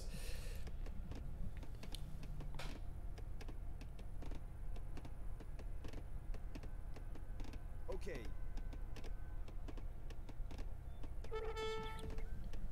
Is this about to be a 4-0? Holy crap. Let's have a little look. Very, very aggressive game plan being adopted here by Yukietty with that very, very forward aggro.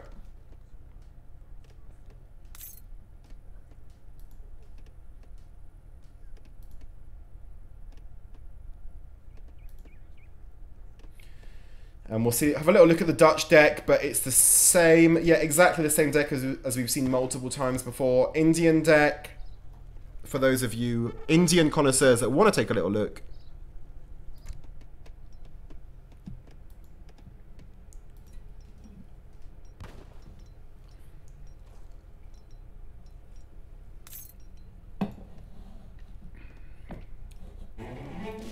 Dutch is going to get up significantly earlier than India, but that is standard. And he does indeed get up now with the 400 wood. And first shipment in is going to be the bank wagon. The aggra's almost up, so the age up must be about to complete. Just about 15 odd seconds left on that age up. He sent distributivism for his first card for that little wood trickle throughout the game.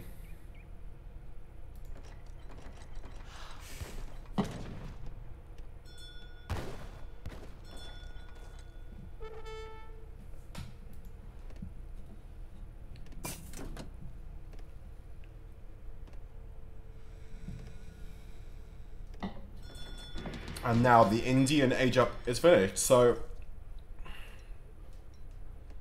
certainly we know who's going to be the aggressor in this game. 700 wood coming in first shipment from the Indian. Kevin, in the meantime, just training villagers. He's already sent in the 700 wood. So he sent in the... Oh, he cancelled the bank wagon and sent 700 wood before. That's interesting. So he changed his mind. He definitely clicked originally on the 700 on the bank wagon. It might have been a misclick. I'm not entirely sure. In the meantime, the that's I think it's a 150 coin treasure. This usually it's not showing me. 105 wood treasure being taken down by Kevin. So completely off as usual. Market going down now for the Dutch player and putting down the racks. Now the bank wagon comes in, so he's gone for the 700 wood into the bank wagon, the Dutch player. Gurkha's being trained by Yukietty. Just the 2 Gurkhas, doesn't manage to get close to a full batch.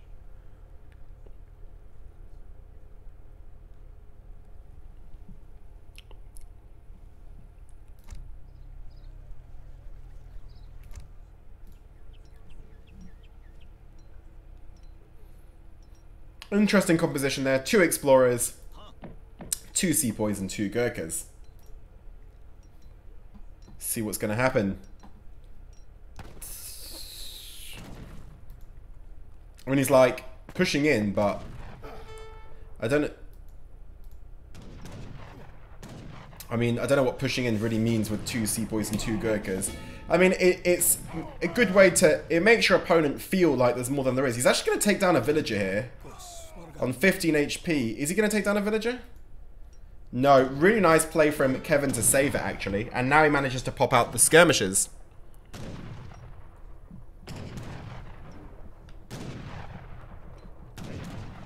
So we've got skirm on... Well, long-range infantry on long-range infantry wars here with the skirmishers against the Gurkhas.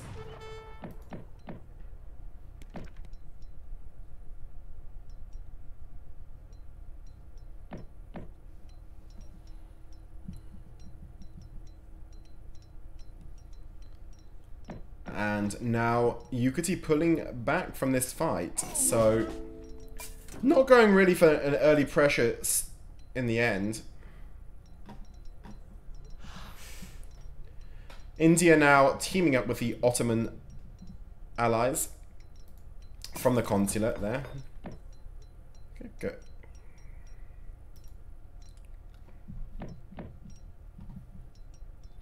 And now sending in the Hussars. Quite a nice little mass now out from Kevin, who's opened up a score lead, but doesn't mean too much a score lead at this point. The banks do give a lot of score, don't forget. The pikemen and the skirmishers. Yukietty retreating back behind the Agra fort.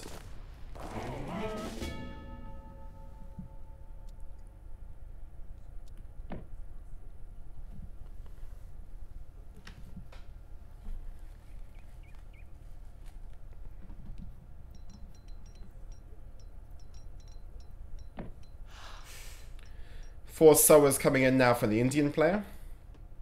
Yukietty. Don't forget, Yukietty is on match point at this point. In case you forgot, as if you need reminding, Yukietty is on match point. If he wins this, he's into the final to play Trisic or Bram.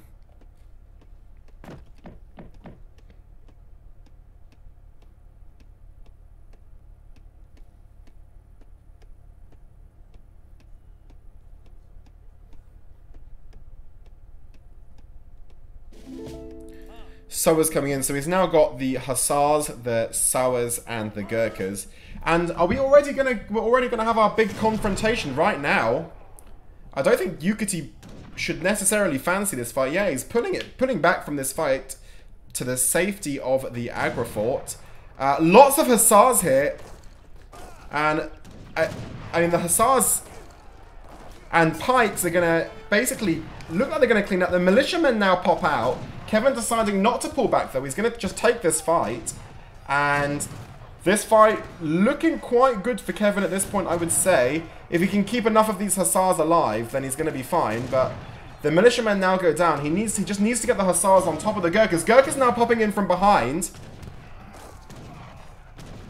Kévin's got a score lead. The pikemen are on top now.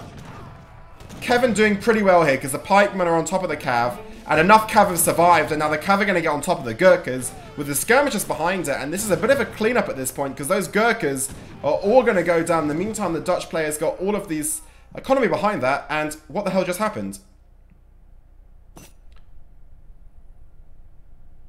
Okay, that's weird. Why did that just automatically go to the beginning of the game again? Did you see that? Why did that just happen? That was a bug. Anyway, it doesn't really matter because we saw the GG. I've turned on loop. Harrison, how... Okay, before the next game, how do I turn off loop? Because that's really bad. Just really quickly. I know the game was over, but just in case it causes a problem. Yeah, but how do I... Who won? Kévin won, so I'll update the score. Sorry about that. Kévin won. He did call Yukietty called GG and Kévin won. So I'm going to update the score too. And does anyone know how I make it not loop? There you go. Well done to Kévin. Back in this game.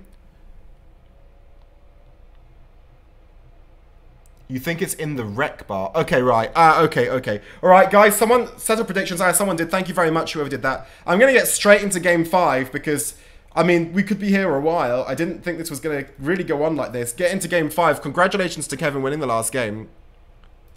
And what I'm going to do is going to pause this one straight away and just make sure I fix that. So we're in game 5 now because it is 3-1. Kévin calls GG. We'll have a quick look and see if there are any... that's loop. So loop on... Loop off. Okay. Thank you.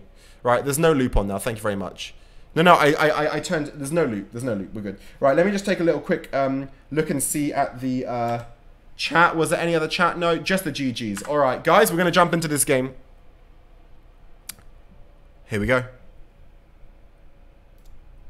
Welcome, ladies and gentlemen, to game number 5 in this best of 7 series. That is currently being led by Yukietty 3-1. Yukietty had the counter pick here, so we'll start with Kévin, who would have made the opening pick.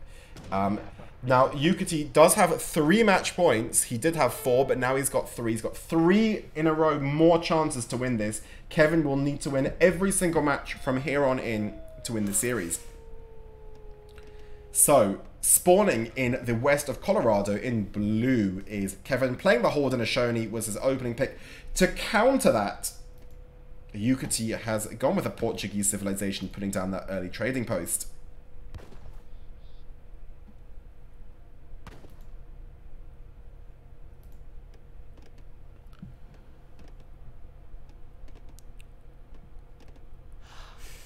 I see some surprise in the chat at the fact that Yukietty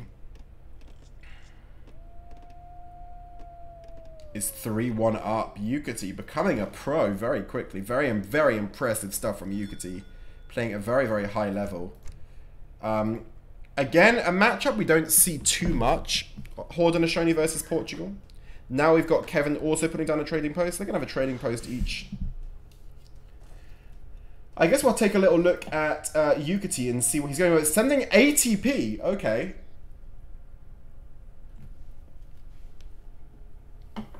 ATP coming. I mean, I say that like I'm shocked, but how are you not going to send ATP on this map if you're Portugal? I mean, I just like to sound surprised by things. Interesting, you normally see this entire matchup on water. It's quite rare to see this matchup on land. Both civilizations very, very, very strong on water. 120 XP treasure here for Yukietty. Really, really strong treasure. And he's still got his crack shot, which he takes to pick up that XP. Very, very strong stuff. Going for the toxic 10-10 as well. So he's clicking up there on 2 minutes 12 very, very quickly. And surely a long, long way ahead of Kévin, whose view we're now looking at.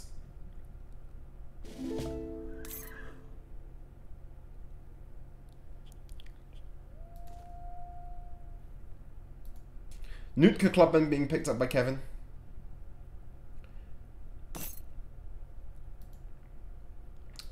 Nice line of sight longhouse there from Kévin. Really in the middle of the map. That's a... I mean, I'm assuming that's just there for line of sight. Really in the completely middle of nowhere. Maybe there was better line of sight. I don't know. Looks like... Yeah. Second trading post going down right now for Yukietty.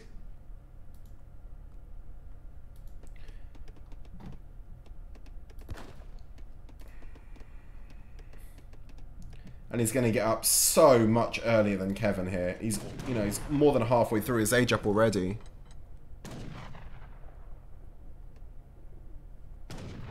Is Town Destroyer on the deck? Yes, it is. So, are we going to see a Town Destroyer play here from Kévin? Is he going to Drongo Yukietty with the Town Destroyer card? Open Window Maniac. Excited to see the Town Destroyer.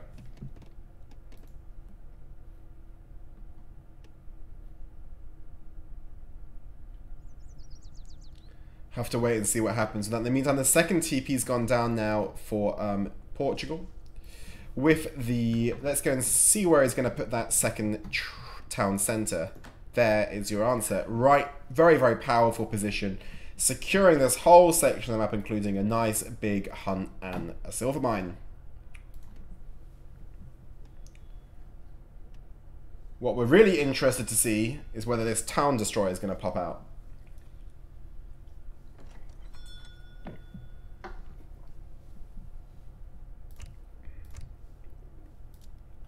So we'll go back to Kevin's point of view, because in just a few seconds we're going to find out whether that's his game plan.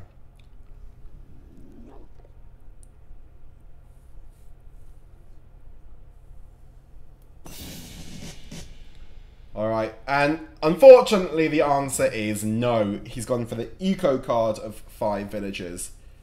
For now, he might still send Town Destroyer at a later point. We'll have to wait and see, but it would usually come in pretty early. He's going to take down this 90 wood treasure. Very, very useful stuff. In the meantime, the third TP now going down for Yukietty, who might have his eyes on Stagecoach soon. The wood coin and food treasure also now being sent in.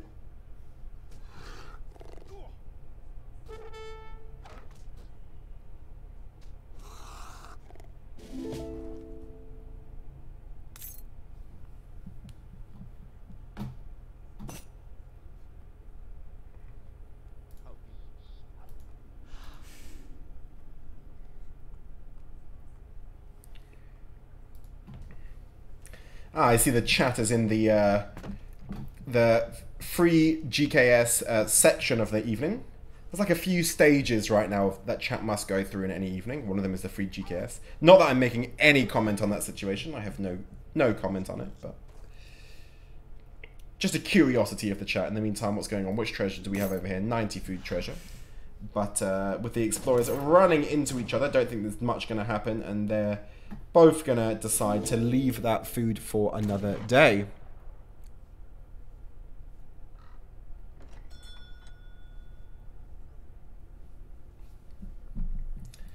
Surely this is a match that proves that anyone can outperform themselves and make it to a big final. Not that Yukietty's not a very good player. He is a very good player, but certainly not a player that you think can give a big match to Kévin and take him all the way. Stagecoach has now been sent to remind you, this is the same Kévin that beat Drongo, being given a big match. A big match here. Haudenosaunee clicked up to age 3, putting down a market there and clicking up to age 3. Oh god, improved buildings coming in here from Yukietty, which makes me think we might be in for a long game. We might be in for a long game here if the game plan for Portugal is based on improved buildings. That's normally a very Portuguese long game style card.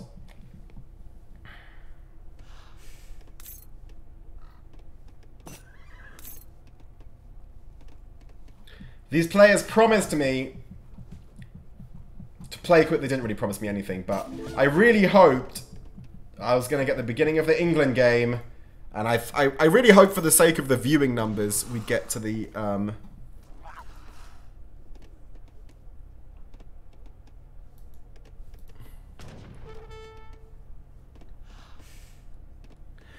Kevin's not here, but I always tell the players they can't chat during their own series, so he might be watching, but he won't talk. But as soon as it finishes, they can get involved. In the meantime, Kevin's now completed his A-job. Elite Forest Prowler's coming out, but the improved buildings, just look at the... Oh god, look at the hit points on... 9,100 hit points on those town centres. Now aging up behind this. Improved buildings shouldn't exist. I mean, it's just so disgusting. You've got, like...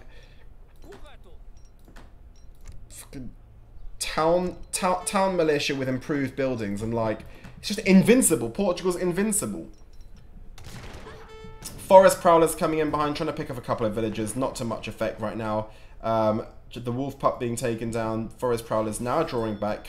The Elite Canyon Horseman coming in now as well. In the meantime, another town centre about to pop out for the Portuguese player. He's down on score, but I don't think he's down on tempo.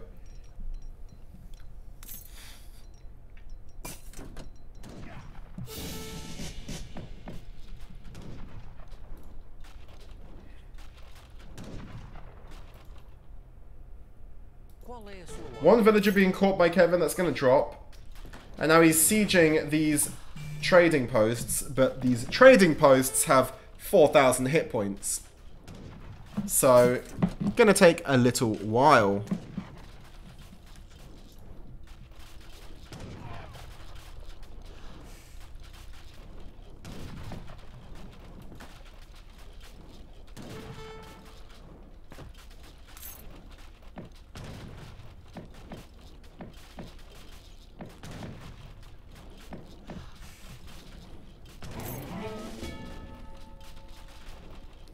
That TP is eventually going to fall.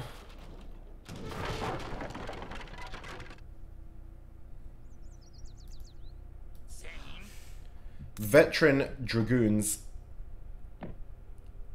running around the field. Now, where did that third town centre go? Here it is. Alright. Even more map control for Yukietty. And he's training from all of them. Go back to the player view of Kévin.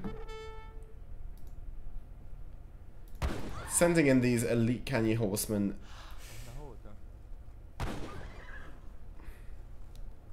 But the Dragoons kiting them plenty effectively.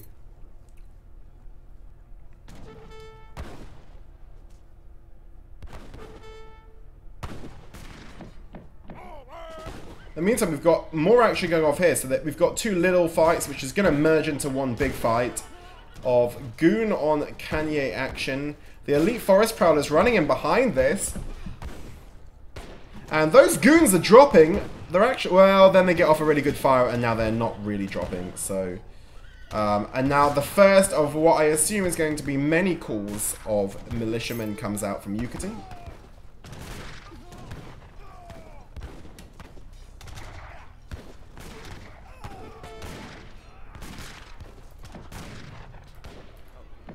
Kevin does manage to clean up, but he's taking lots of damage from these militiamen. And in the meantime, Portugal's got 3 town centres pumping out villagers from all of this. 8 forest prowlers being sent right now, but, I mean, he's sieging, but he's sieging a 9,000 HP town centre, so he's going to be sieging this for a long time. He does not have Town Destroyer. Those forest prowlers are about to come and join this. Let's have a little look and see what's going on with Yukietty. Yukietty's now sending in Town Militia.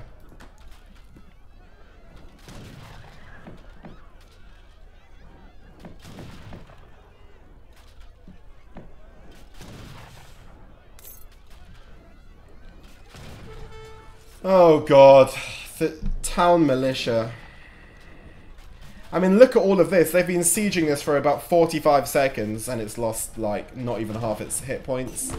In the meantime, a few villagers being actually taken out by those veteran dragoons. Villager goes down. And there goes the big first CM pop. Dragoons behind that, and lots of units being lost.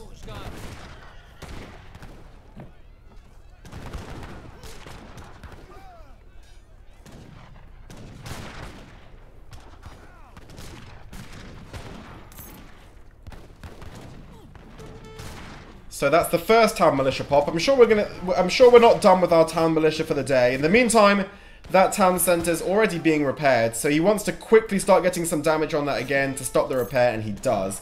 So fortunately for him, not too much repairing was actually done there. I mean, that town centre probably will go down.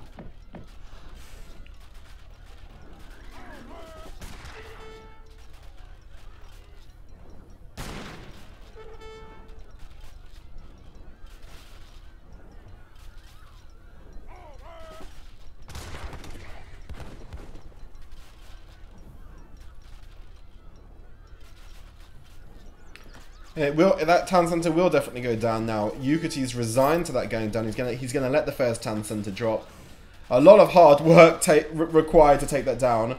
A wall going down behind this. If Kevin's going to spot this and stop this wall going down, and he does, all of a sudden that mass is looking very powerful for Kevin.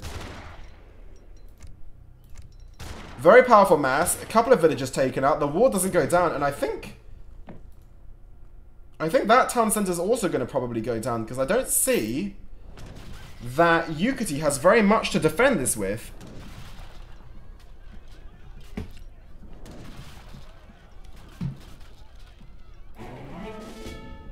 Are these guys going to do me with a 7-game series before the England game? Are they doing me dirty?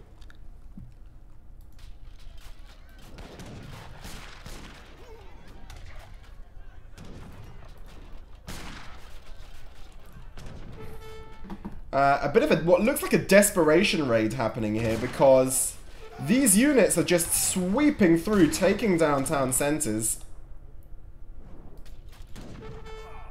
Caçador's now being sent. Another batch of CM popping out. Really well-timed batch of CM there. But should have enough units to deal with these. The Dragoons in the meantime are doing quite good work, but we're going to stay focused on what's going on here. Another pop of CM comes out. The small and large bat both come out. At the same time, the veteran Caçadors from the home city come in. But the musket riders are on top of them, and I do think it looks like Kevin's going to be able to clean this up. The Dragoons were out of position. The Goons now finally getting involved. Not a huge score gap at this point in the game. Looks pretty close on that, but Lots of units going down. I mean, very good use by Yukietty of both the improved buildings and the town militia. But he does manage to clean up again. A bit of a struggle for gold here for Yukietty. He's got 7 villages inside this town centre. Loads of other idle villages. I don't know exactly where those idle villages are, but he does have a lot of idle villages. Go back to Kevin's point of view.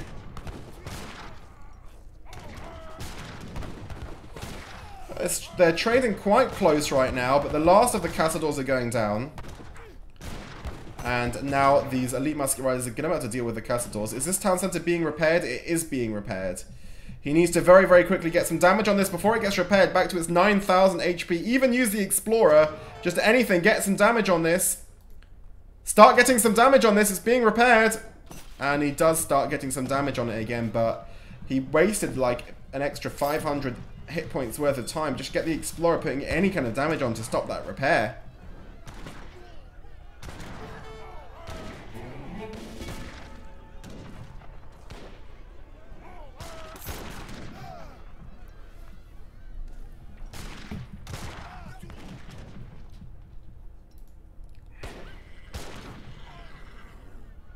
Yukietty, you better win this game.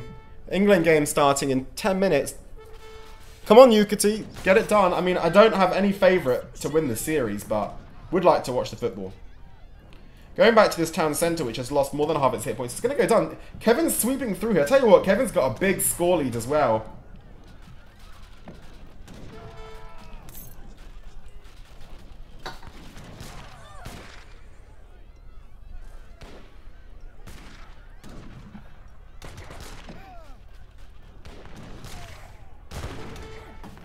These town centres just so strong. CM town centre with 9,000 hit points. So strong. So strong. Is going to go down, but inflicting so much damage on the way.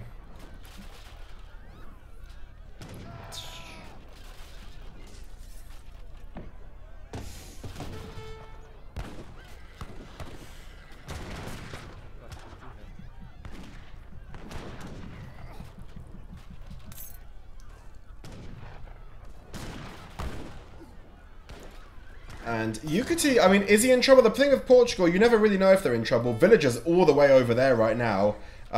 Surely if Kevin spots that, it's a huge world of trouble for Yuki. That town centre is going to go down. The 9,000 hit point CM town centre. Forest Prowler's doing a really good job of guarding the perimeter of this sieging. Are there still... There are 13 villagers inside here as well. And knowing that it's lost, he pops them out, and Kevin not managing to actually take out any... Well, he's got a few of these Canyon Horsemen on top of the villagers.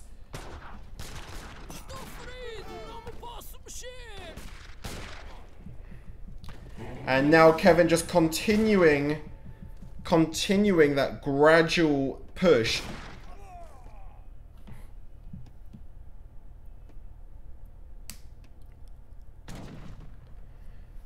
Is Kevin heading for the huge reverse sweep? Is this going to be a historical moment where we have a reverse sweep and Pesty misses the entire England match? Maybe. Maybe that's what we're going to see.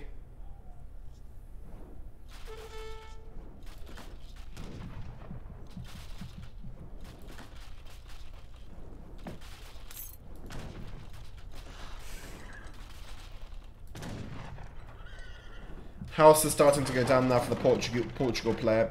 Portugal, in the meantime, the ports are completely popped. He's only got 200 wood, and he's popped by 15, so Yukietty's in a world of pain here right now, actually. This is the last town centre. He's sending the organ guns, but they're going to get swallowed whole by these musket riders. Pop out right now. They're not going to do anything, I don't think, these organ guns. Stable going down, but it wasn't actually doing anything, the stable. The organ guns are going to get off some huge hits on the forest prowlers. So, I mean, they did manage to do something more by virtue of the spot they found themselves in.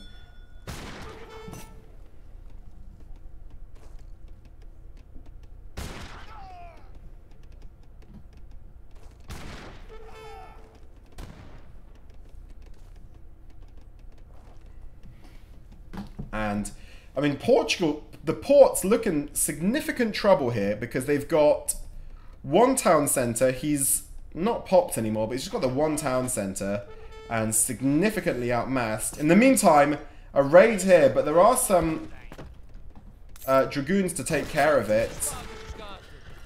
One organ gun goes down, the second organ gun's about to go down, and yet Kévin wisely switching up here, and once these units go down, the villagers are all going to go down as well. And I mean, if Kévin wins this part of the map, it's just done. And Yukietty calls GG. Oh god! All right, I'm doing this really quickly, guys. All right, this better be a 7-minute Yukietty win, right? I'm only joking. I mean, listen, ESOT guy. If you want to doubt my commitment to the community, I'm about to miss the big game for this. All right, jumping into game 6. It's 4-2, 3-2. Sorry, 3-2. Match point still for Yukietty. Is the reverse sweep on? Oh my god, it might be. Are we seeing a reverse sweep today? No, I'm not going to pause the series. No. We're gonna crack on with it. We're gonna crack on with it. That's our commitment. All right, game 6. Let's go. Let's go. Match point again for Yukietty. Oh boy. Oh boy, guys. How'd you like this matchup? All right. This time,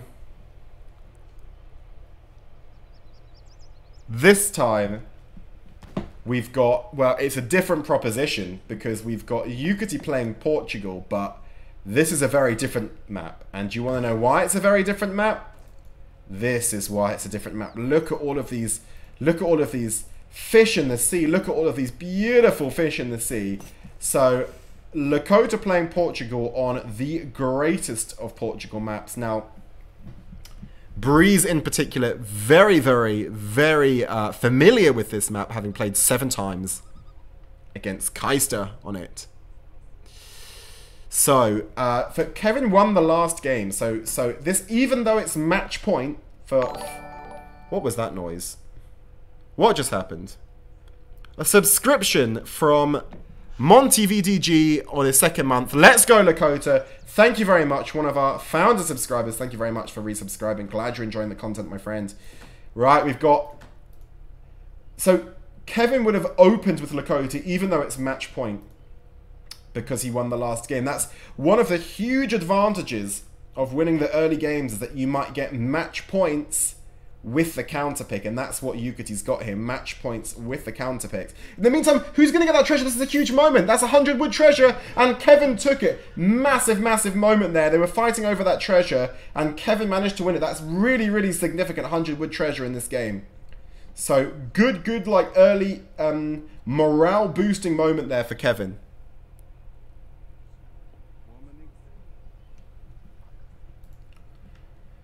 Now, can it happen? Can Lakota beat Portugal on Summer Saguenay, the ultimate Portugal map?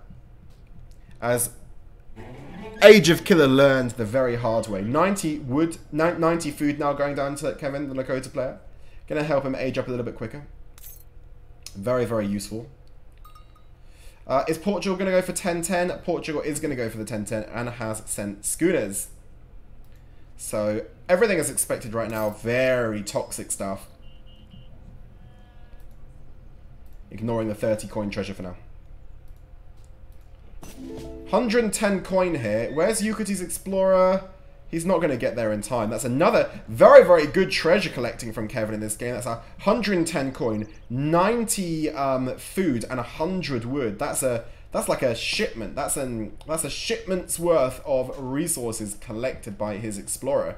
Very strong stuff from Lakota.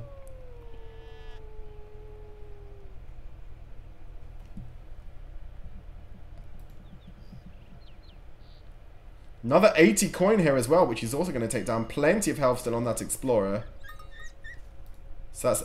Oh my... It's like so much. War's already going down for Yukietty with this big pillarless wall across the map. He's going to put his dock in a really aggressive position. Where's that dock going? Where's that dock going, Yukietty? Look at that. Talk about an advanced dock. Holy crap. No, I mean, if only Kevin could spot that. That is a very, very advanced spot.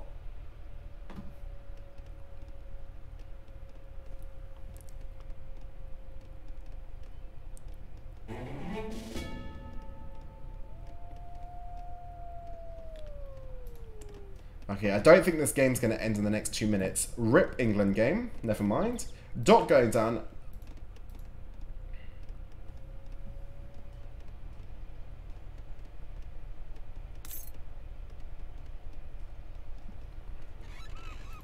And Doc does go down.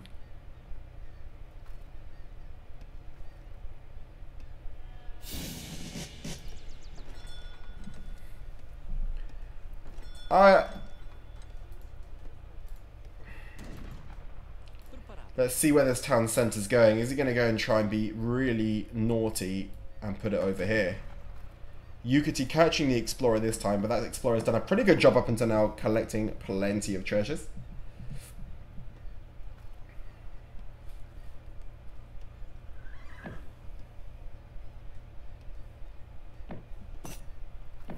And he is going to put it down right next to that dock and try and...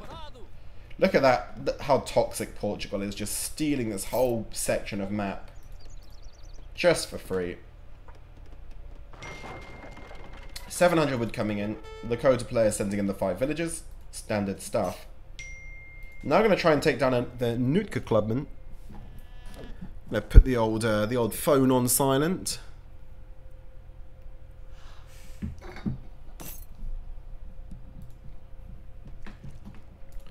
Some suggestions in chat that some training may have been involved leading up to this match. No suggestions of foul play, but of course coaching in the days leading up to the match completely allowed. And this very aggressive play certainly reminds one of the style of a couple of others.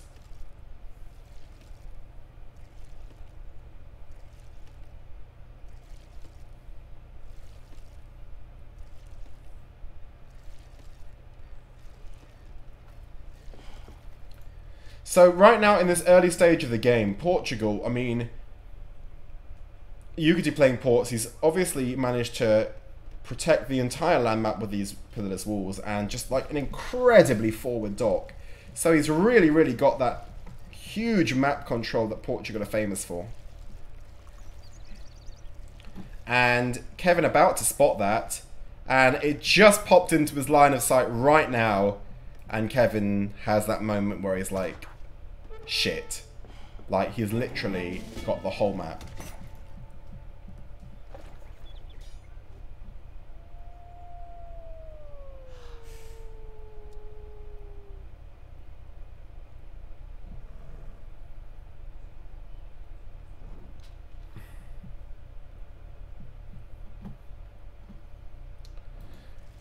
Fishing eco now on full. He's got the second dock on the toxic island. More. Oh god! Look at these layers of walls coming in right now. All right. Well, the privateers are about to drop for Lakota, and this is basically the big moment: is how effective these are.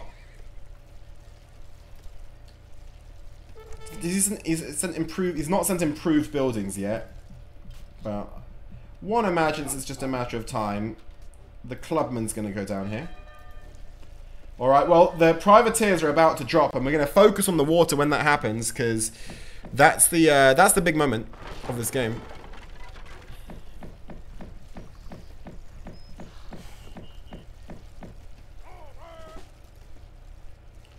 And privateers dropping in 5, 4, 3, 2, 1. Alright, let's see how much damage he manages to get from them. Big, big moment. One fishing boat goes down.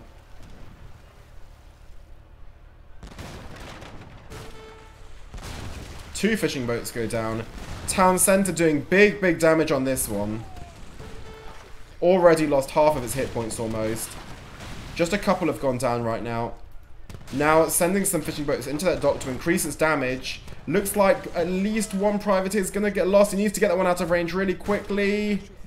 100 hit points left. In the meantime, what's going on over here? He's trying to get some damage onto this town centre. See what's going on. No, nothing being sent from the home city of Portugal in the meantime. All of the privateers managed to survive up until this point. The lower hit point one survives as well, but he's not got a dock to repair it. So at least he's probably going to be able to take down this dock on the island, which is a good start. The 2 caravels now being sent in from Yukietty. In the meantime, this town centre is losing hit points quite quickly. Militiamen being sent in. But there's backups coming from Kévin behind this. Score gap of 3,000. A pretty legitimate score gap for Kévin.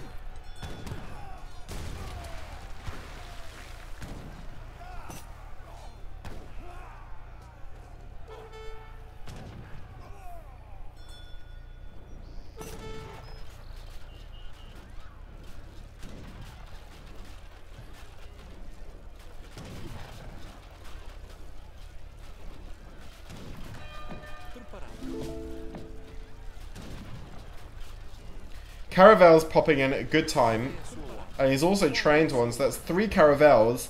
Are they going to be able to save this town centre? This is quite a big moment of this game. Whether or not this town centre can survive. It's on such low hit points. This is going to be really, really close. We're going to zoom in on it. Town centre now on 96 hit points. 66, 36, and it does go down. But those villagers going to pop straight into that caravel perhaps? No, he's going to just walk them away on land. Doesn't need to. Well, a town centre does go down, so now the improved warships coming in for Portugal, so he's trying to really shore up that position on land. 3 caravels going to catch that privateer out of position, and 3 caravels against 1 privateer is not going to go well for the privateer. It's going to go down very, very quickly. 1 more shot from the 3 of them together, and it's going to go down. Another caravel now, so 1 privateer is down. And I think it's just 1 privateer left. Yeah, just the 1 privateer left at this point.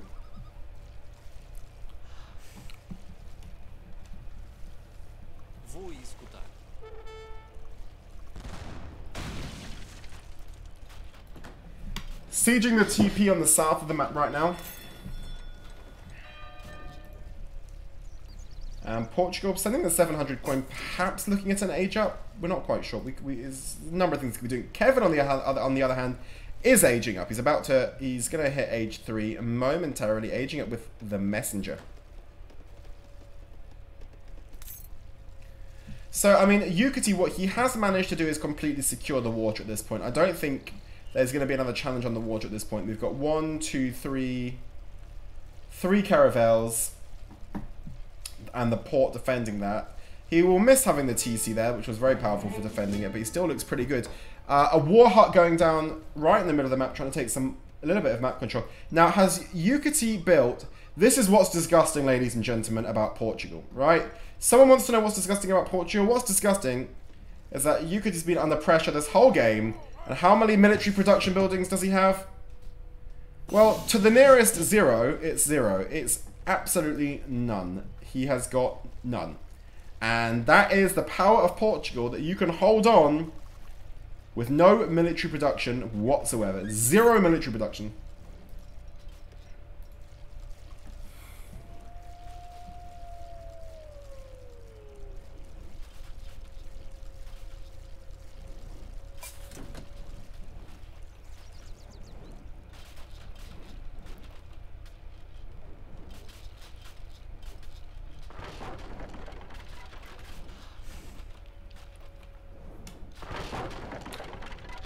One of the TPs going down.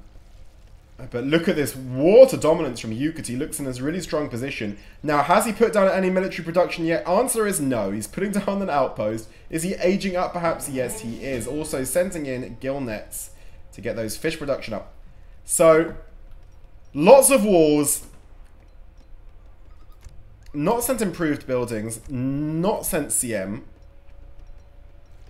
In fact, why am I looking through the deck when we can see all of the shipments right here we've got?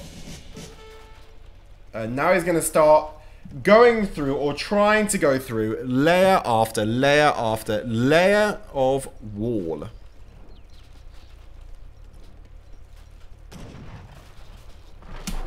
So with every layer of wall he gets through, Yukietty puts down one more layer of wall. Putting down another TC there as well, and he's sending CM. So he's going to get through 10 of these layers of walls, and what's going to happen when he gets through the 10 layers of walls? Well, I'll tell you what's going to happen. He's going to hit an outpost, and what's going to happen after he hits the outpost? He's going to hit 2 town centers, and what's in those town centers? Town militia.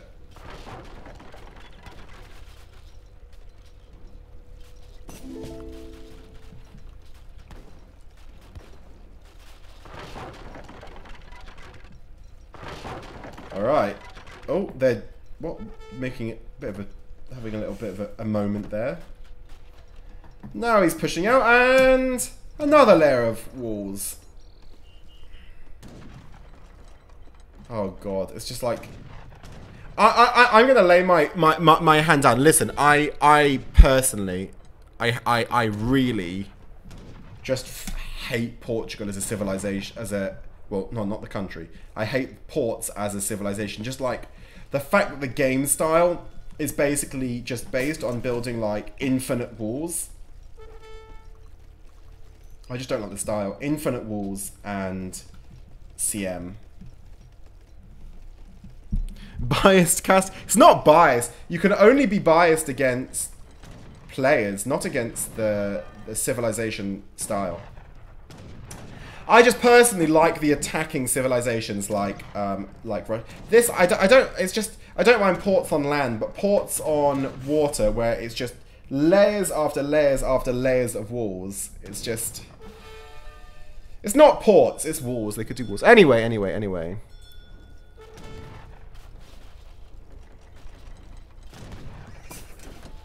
It definitely is. I love Portugal. Love the country. Very nice people. Anyway, more and more layers of walls going down.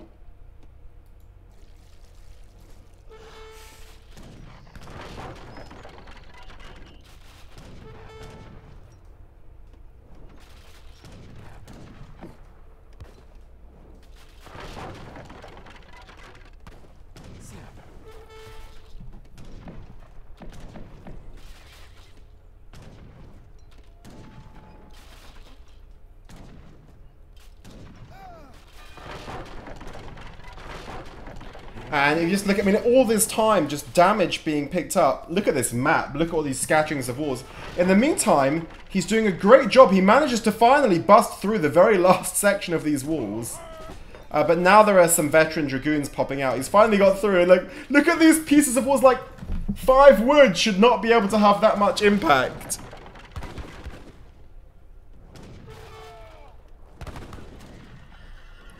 I definitely agree that as much as ports might be a little broken, Yukietty's playing this very, very well. But he does now manage to bash his way through Kévin. Finally, he does get through. He's going to have to take down a few villagers. Can he block these off? How many villagers are going to go down here? 1 villager goes down. 2, 3, 4, 5. Oh, count the villagers dropping. And there's no greatcoat. 7, 8, 9. I think 9 villagers just went down. Huge damage being meted out there by Kévin. Manages to get massive damage into the Portuguese eco. I mean, he's still got the huge fishing economy, but really strong stuff.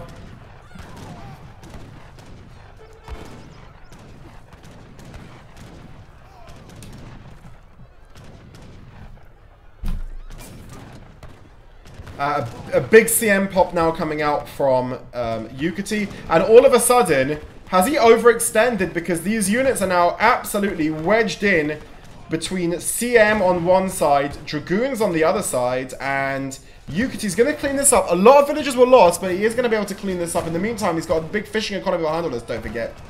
49 Lakota villagers, though, whereas Portugal's only got 40, including the fishing economy, so really interesting stuff what's going on here. Now we're sending the 5 veteran Dragoons from the home city, and Kévin does manage to actually clean this up, and he's basically idling his opponent here quite a lot. Don't forget, he does still have that huge fishing economy.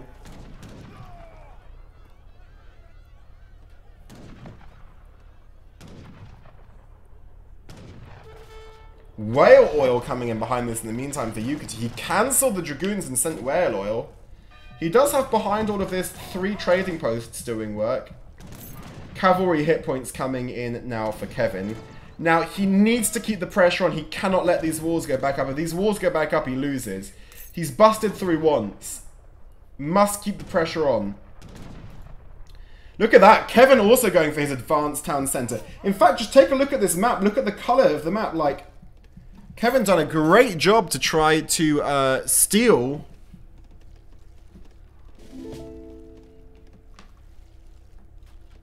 a lot of the map here.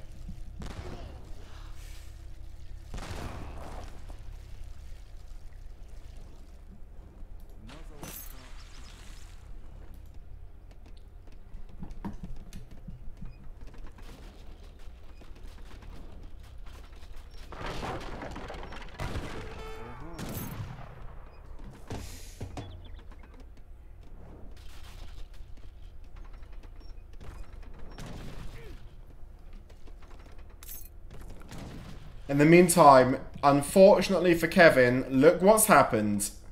Just like that, 5 layers of walls, and he's kind of back at square one in that Yukietty's got all his walls up and that huge water presence.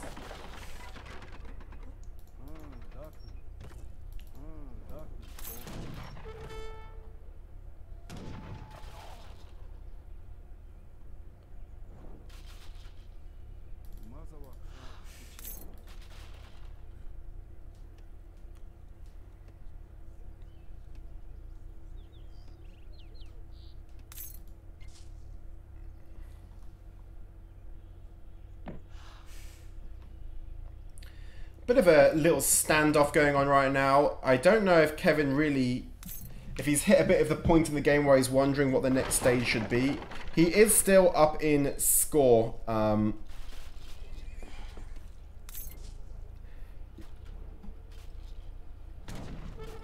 Curiously enough, Yukietty just deleted quite a lot of completed pillars there. Because he was deleting uncompleted pillars there, so a bit of a waste there, but don't think it will really matter very much.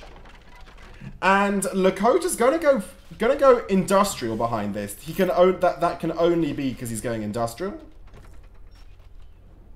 Don't make me look like a noob right now, Kevin. Click up.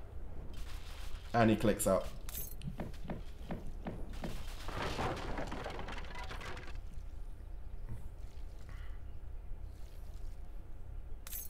I mean, what he has managed to do is, in terms of the land, he's managed to restrict Yukietty to a very, very small part of the map. But he's got all the water. Fish is depleting gradually, and at some point there'll be no fish left. Busting through more and more layers of walls, but Yukietty is putting up walls behind that. Every time a wall goes down, a new wall comes up behind it.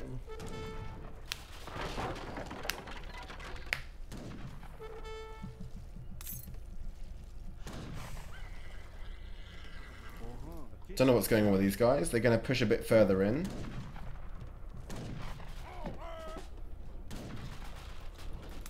Oh, it's just painful watching him have to just go through layer and layer and layer of walls.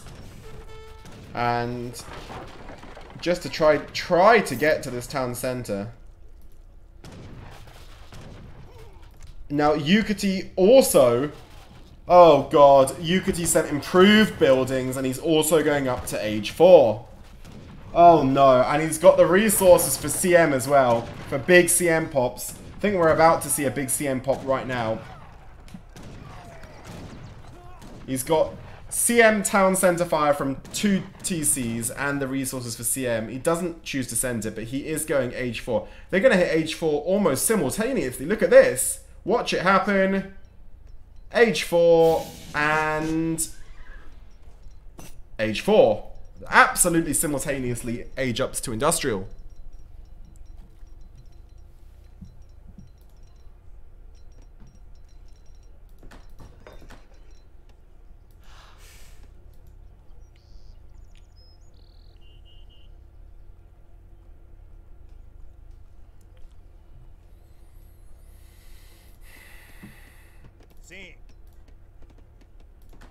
Another TC going down for 3, all bunched together right there. Lakota has the map, but very, very difficult play to play against what Yukietty's doing right now. sending in the Dragoon up, that card to buff his Dragoons.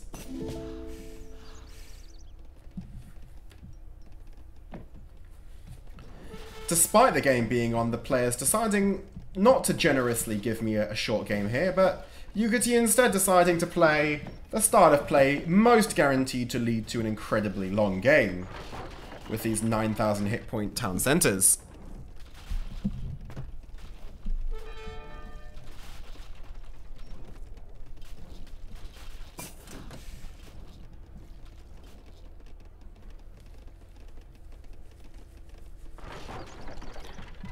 I agree, Fluffy. For me, I don't know if building 9,000 hit point town centers makes for an entertaining style of game. You know, I don't know. I don't know. You tell me. You're watching this, right? Is this, for me? This is not an entertaining style of game. I prefer watching on Musket Wars, Age 2 Musket Wars any day than watching just these huge hit point buildings defending the water play. Just my opinion. Open Windows Maniac, so would I. If you're watching this on YouTube right now, Open Windows Maniac is saying I would skip this if it was on YouTube, and I agree. This isn't a game that I'd go back and watch. But still, you know, it is still a huge game. Now 8,100 hit point walls.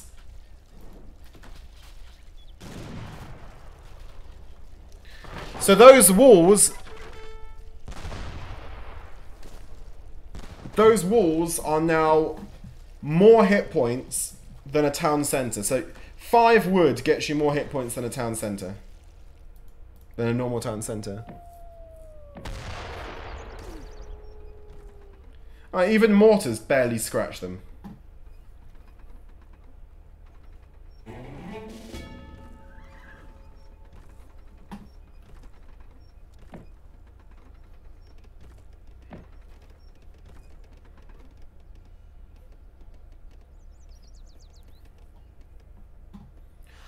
Why did Kevin not go Haudenosaunee on this map?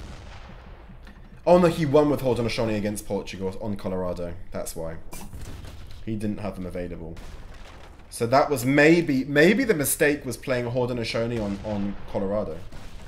In the meantime, this game is anything but over. I mean, the scores are tied. It could go either way. I just like, now the monitors just wrecking the trading posts.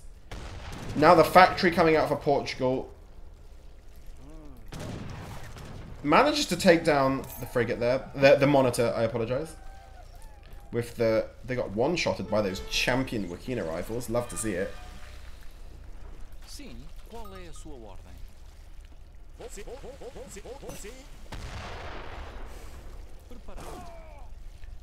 Big shots coming in there for the monitor taking out 3 Wakina rifles in one hit.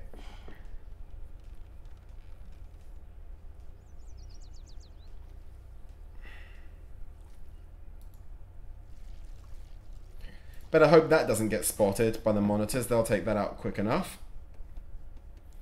The TP line's been repaired now. 2 native outposts and 3 trading posts for Kévin.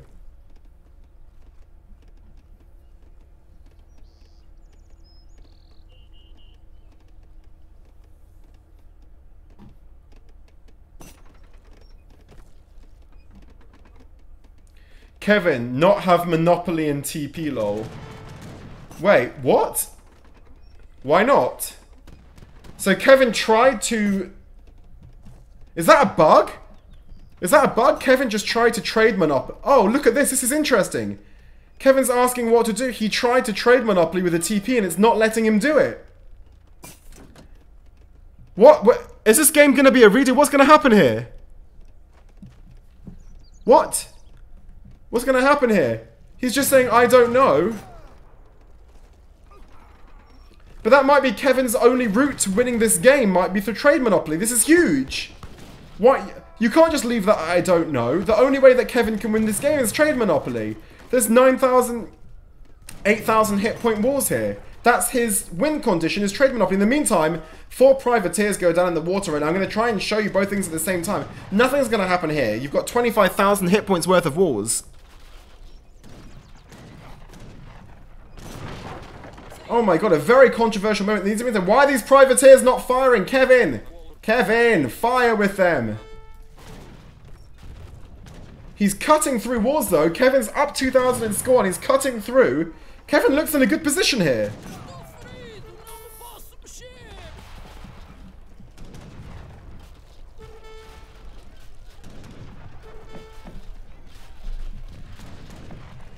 Now the privateers move around, taking down some fishing boats. He's cutting through these walls bit by bit. Loads of dragoons here though. One more layer of walls, but how's he going to take care of these? I mean, this is very controversial because if Kevin can hit trade monopoly right now, he just wins, right? If Kevin can hit trade monopoly, he wins. The monitor can take this out, but the monitor can't. He's got enough out of range of the monitors that he wins the game. He's also got privateers. We've got privateers on monitors going on over here. One privateer goes down.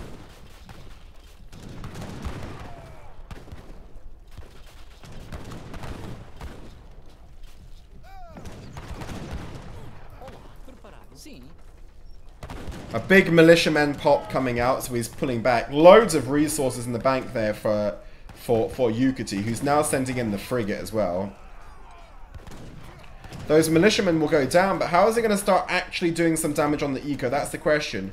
The town centers are fine. How is he going to start really, really cracking through? He's still... Oh, look at... Oh my god, we've got a monitor, 2 monitors and a frigate against 3 privateers. What do you want to see? You want to see the land or the water? You're going to switch between them. I mean, the land is going to go the way of... The frigate's going down here. The frigate goes down, but now another frigate comes in behind it. Going to switch between them. Make sure you see everything that's going on over here right now. No damage yet being done to the town centers. And now a monitor drops. Still 3 privateers around. Another monitor drops. Really good play from Kevin there. 1 frigate left, but he took down 2 monitors and a frigate. So very, very effective trading.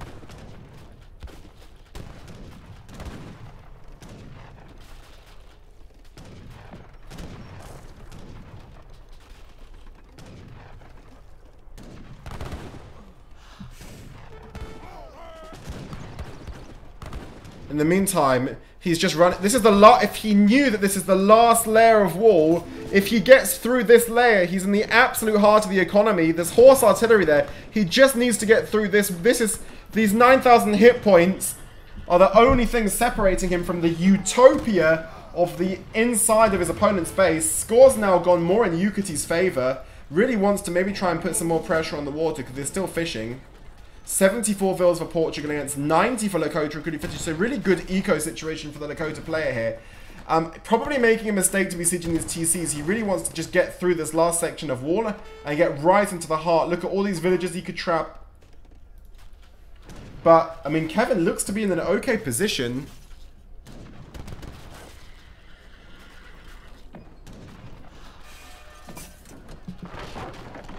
One TC does manage to drop here, but the horse artillery are cutting through. Now sending in the Dragoon combat, Portugal. Kevin, if you pull back, there's about to be a lot more wars here. Yukietty's got a mill on the island. Now privateers against the... Now... 3 caravels and 1 frigate against the 3 privateers, and this time it's going to be good night for the privateers. Already on low hit points. The frigate drops, but there's enough caravels to take care of that here. In the meantime, units are going back in over here. This is quite a special game we found ourselves in, but this last privateer just about to drop. We'll watch it happen, and Yukietty's going to have total water supremacy again, which he does. So Yukietty's got control of the water once more.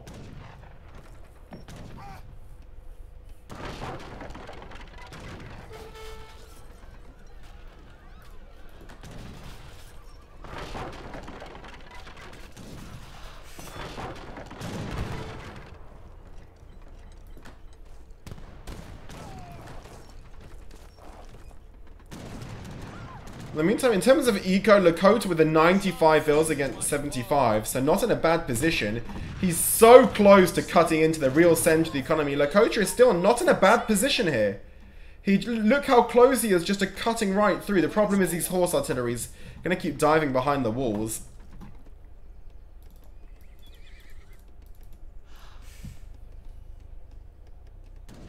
Can I select? Harrison asked me to select the TP to see the options. There's the TP from the Lakota point of view. And there is it from Kevin's point of view. So trade monopoly. Well, he doesn't have the... He does have trade monopoly there. Let's see what happens when he gets to 500 wood, but TP's there. Now what's going to happen when he gets the resources? I can't see until he gets the resources. When he gets the resources... When he gets the resources, we're going to go back... Shout out in chat if he gets to 500 food again, and we'll see if it's there clickable. I mean, I don't think Kevin would lie about that, but we can't... I can't see because he's not got the food for me to see.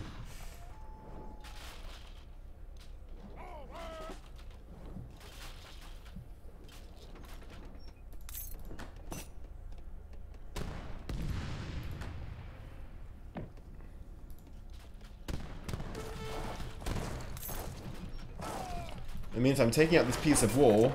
I want just Kevin to get to 500 so I can see if the button's there or not. Oh, he keeps... Oh, we're about to see. He's about to get to 500 wood, and we're going to see if this lights up. Is this going to light up or not? Yeah, trade monopoly. He can click it. It's there. Trade monopoly. What's the... I don't understand.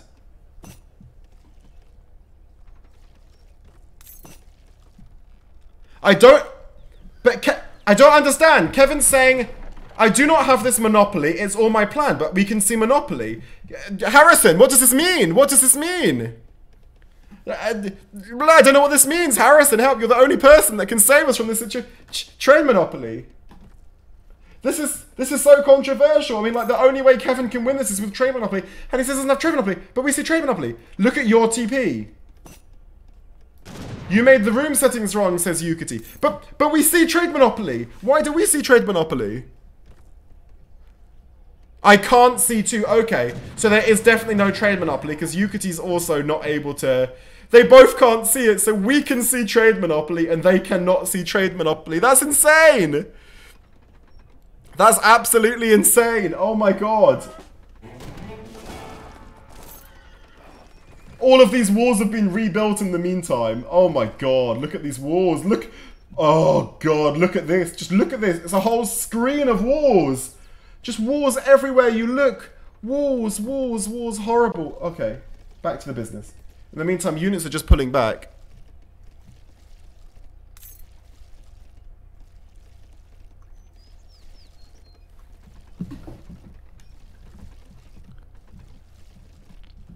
At the end of the game, I'll look at the game summary. At the end of the game, I'll look at the game summary.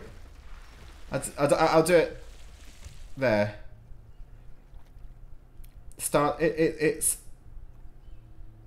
It's normal, no? Supremacy Classic, is that normal?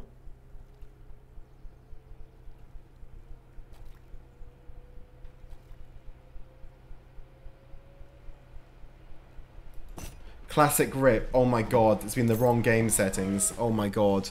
Oh my god, it's the wrong... They hosted Classic. Oh my god, they hosted the Classic game. Oh my god. Oh my god, that's such a rip. Holy shit. Like, Kevin might not have a... As in, oh my god, what a controversial moment. Kevin's put up 3 docks here in the meantime. I'm trying to focus on the game, but it's just like, what the hell? The fishing boats are dropping everywhere. So Kevin's actually realized the only way he can win this game now, Kevin's got to take water, and he's making a really big push on the water in the meantime with the power of those docks. So the only way that Kevin can win this game now is by winning it on water. This was not his original plan. So he was trying to win it on water because he was going to win it by trade monopoly and he can't. So he's going for this huge dock play right now. He's got loads of resources. How are the Portugal's economy doing? Still also very strong. What a game! What a crazy game!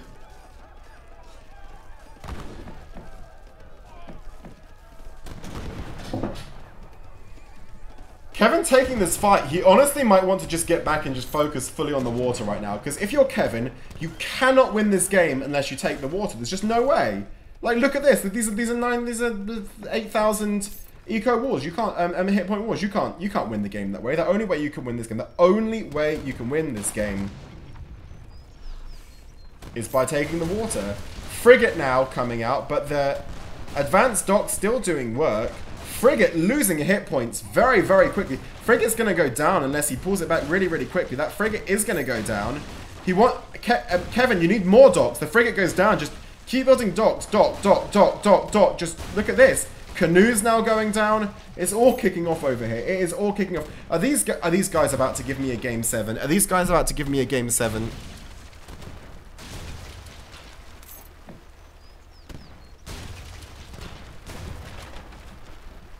I see you saying in chat it's crazy to ask for a re at 30 minutes, but like, how could you possibly have spotted this issue until 30 minutes, right?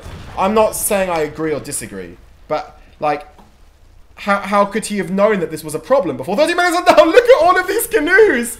Oh my god, a swarm of canoes coming out for Kevin. Canoes everywhere you look. Oh my god. Oh my god, is Kevin making the fight back of the century right now? Look at this! He's taking the water! He's taking the water! Oh my god, this is a classic game! A classic game on classic game setup, and he's got such, and this is the last dock! He's now trying to build another dock, but this is the last dock! This dock's gonna go down, he's got no docks left, he's got so many canoes! The dock goes down, oh my god, and now he's just gonna eat all of these canoes, I think. Well, I don't know, there's lots of canoes on both sides, but Kevin seems to have more. He's still he's at the canoe limit. Kevin's looking good. More canoes coming in. Canoes. And then... oh my god. So much happening. So much happening. Yeah, love that comment. Kevin, no trade monopoly. Guess I'll have to do it myself. Oh my god. Op play from Kevin here. Holy shit. Taking down the canoes. And now Kevin's got the water. He's about... I mean, like, Yukietty desperately building more docks here. Desperately trying to build more docks. And now using the I mean, does he have the water, or is the water back at stalemate? Trying to push an Atlantic at the same time, but there are so many wars. Oh, look at this gap. Look at this gap. Get in the gap. In the meantime, canoes pull back. Advanced docks now arriving for Kévin. No advanced docks for Portugal in the... oh no, advanced docks were sent ages ago for... oh no, they were just sent... do they both have advanced docks? They've both sent advanced docks. Look at all of these canoes and war canoes and... oh my god. But I don't know if you're Kévin, if you want to necessarily go there. Rather maybe go and just take the... like, complete taking the water. Or I don't even know. Kévin knows better. Kévin knows what he's doing. What a game. What a game this is. Kévin now pulling back again. More outposts going up, shoring up his position. Maybe that's where the expression shoring up comes from. Shoring up. Is that the etymology of shoring up? Because, like, it's coastal defenses. You shore up your defenses. Shoring up. Oh my god. We've just worked out where the expression shoring up comes from. Look. He's shoring up. He's shoring up. Anyway. More fishing boats dropping.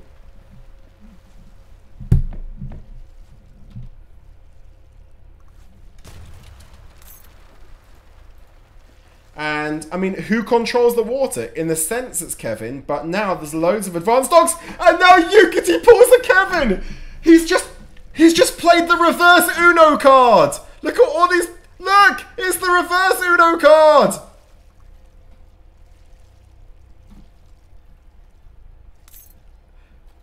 So many canoes! Oh my god.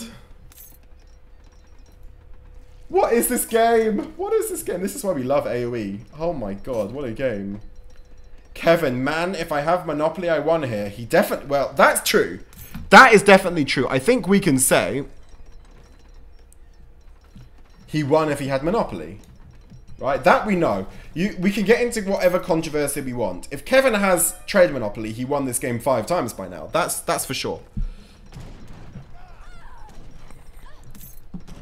Age of Killer, I'm not saying it's irrelevant. I'm not commenting on whose mistake it is because I don't know anything about that. I'm not saying maybe it's Kevin's mistake. I don't know. I'm just talking about the game.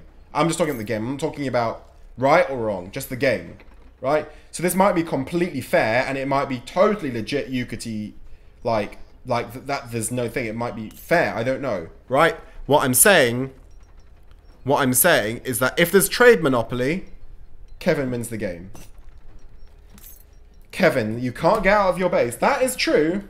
He cannot get out of his base. If this is a replay after I've just casted this game for 38 minutes, you can finish. What does that mean? What does this mean?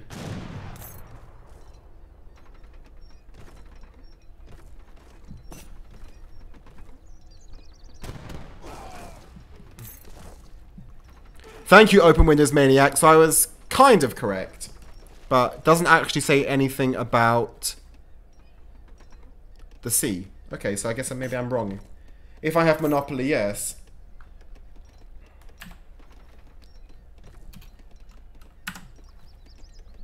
So Kevin's basically trying to make a point here. He's camped out all of his units here. Yukietty can't move. Oh my god, look at these walls! Look! Look at this! It's horrible! It's horrible!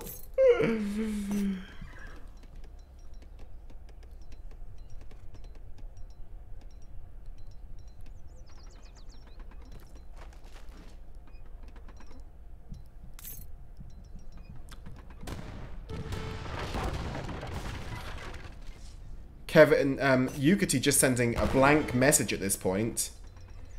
The horse artillery maybe going to go down here. But, I mean, just like, what, but how does he win? This can be, this game might go on for another hour, right?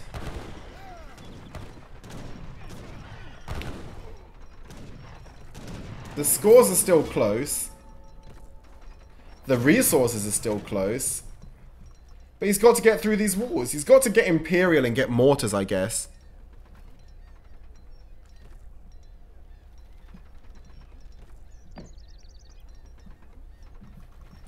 Yeah, if this gets to the 45-minute mark, we're gonna watch it on fast. I don't want to fast it right now.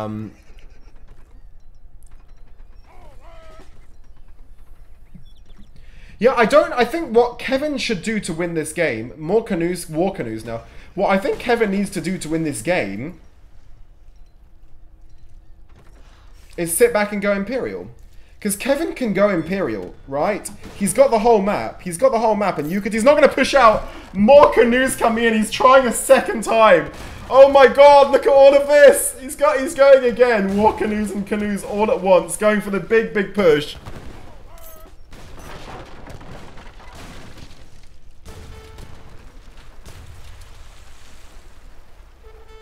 And now pulling back again.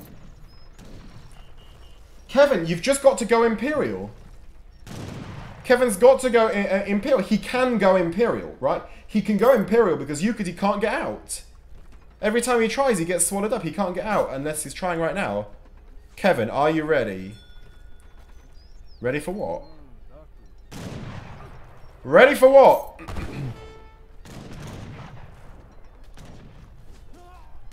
Well, Yukietty finally pushes out, and how is the push out going to go for him? Hussars now being dropped off, and Kevin's going to clean up. Or maybe not. It's pretty close. Maybe the Hussars are going to be able to get on top of the Wakina rifles here. If they do, they're going to eat them, but not many Hussars left. Pretty close. War canoes also getting in some shots here. And now the Cav are on top of the Wakina rifles, and now it looks like a bit of a cleanup actually here. A cleanup for Yukietty. And maybe Yukietty just takes the game here.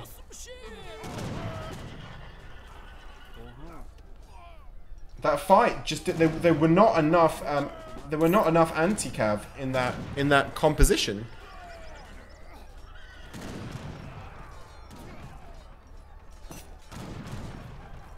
Kevin, I'm gonna tell a mod for this, to be honest. But I'm a mod and no one told me. It's your problem, you hosted. All my strat is this, says Kevin. And he calls GG. And it's done.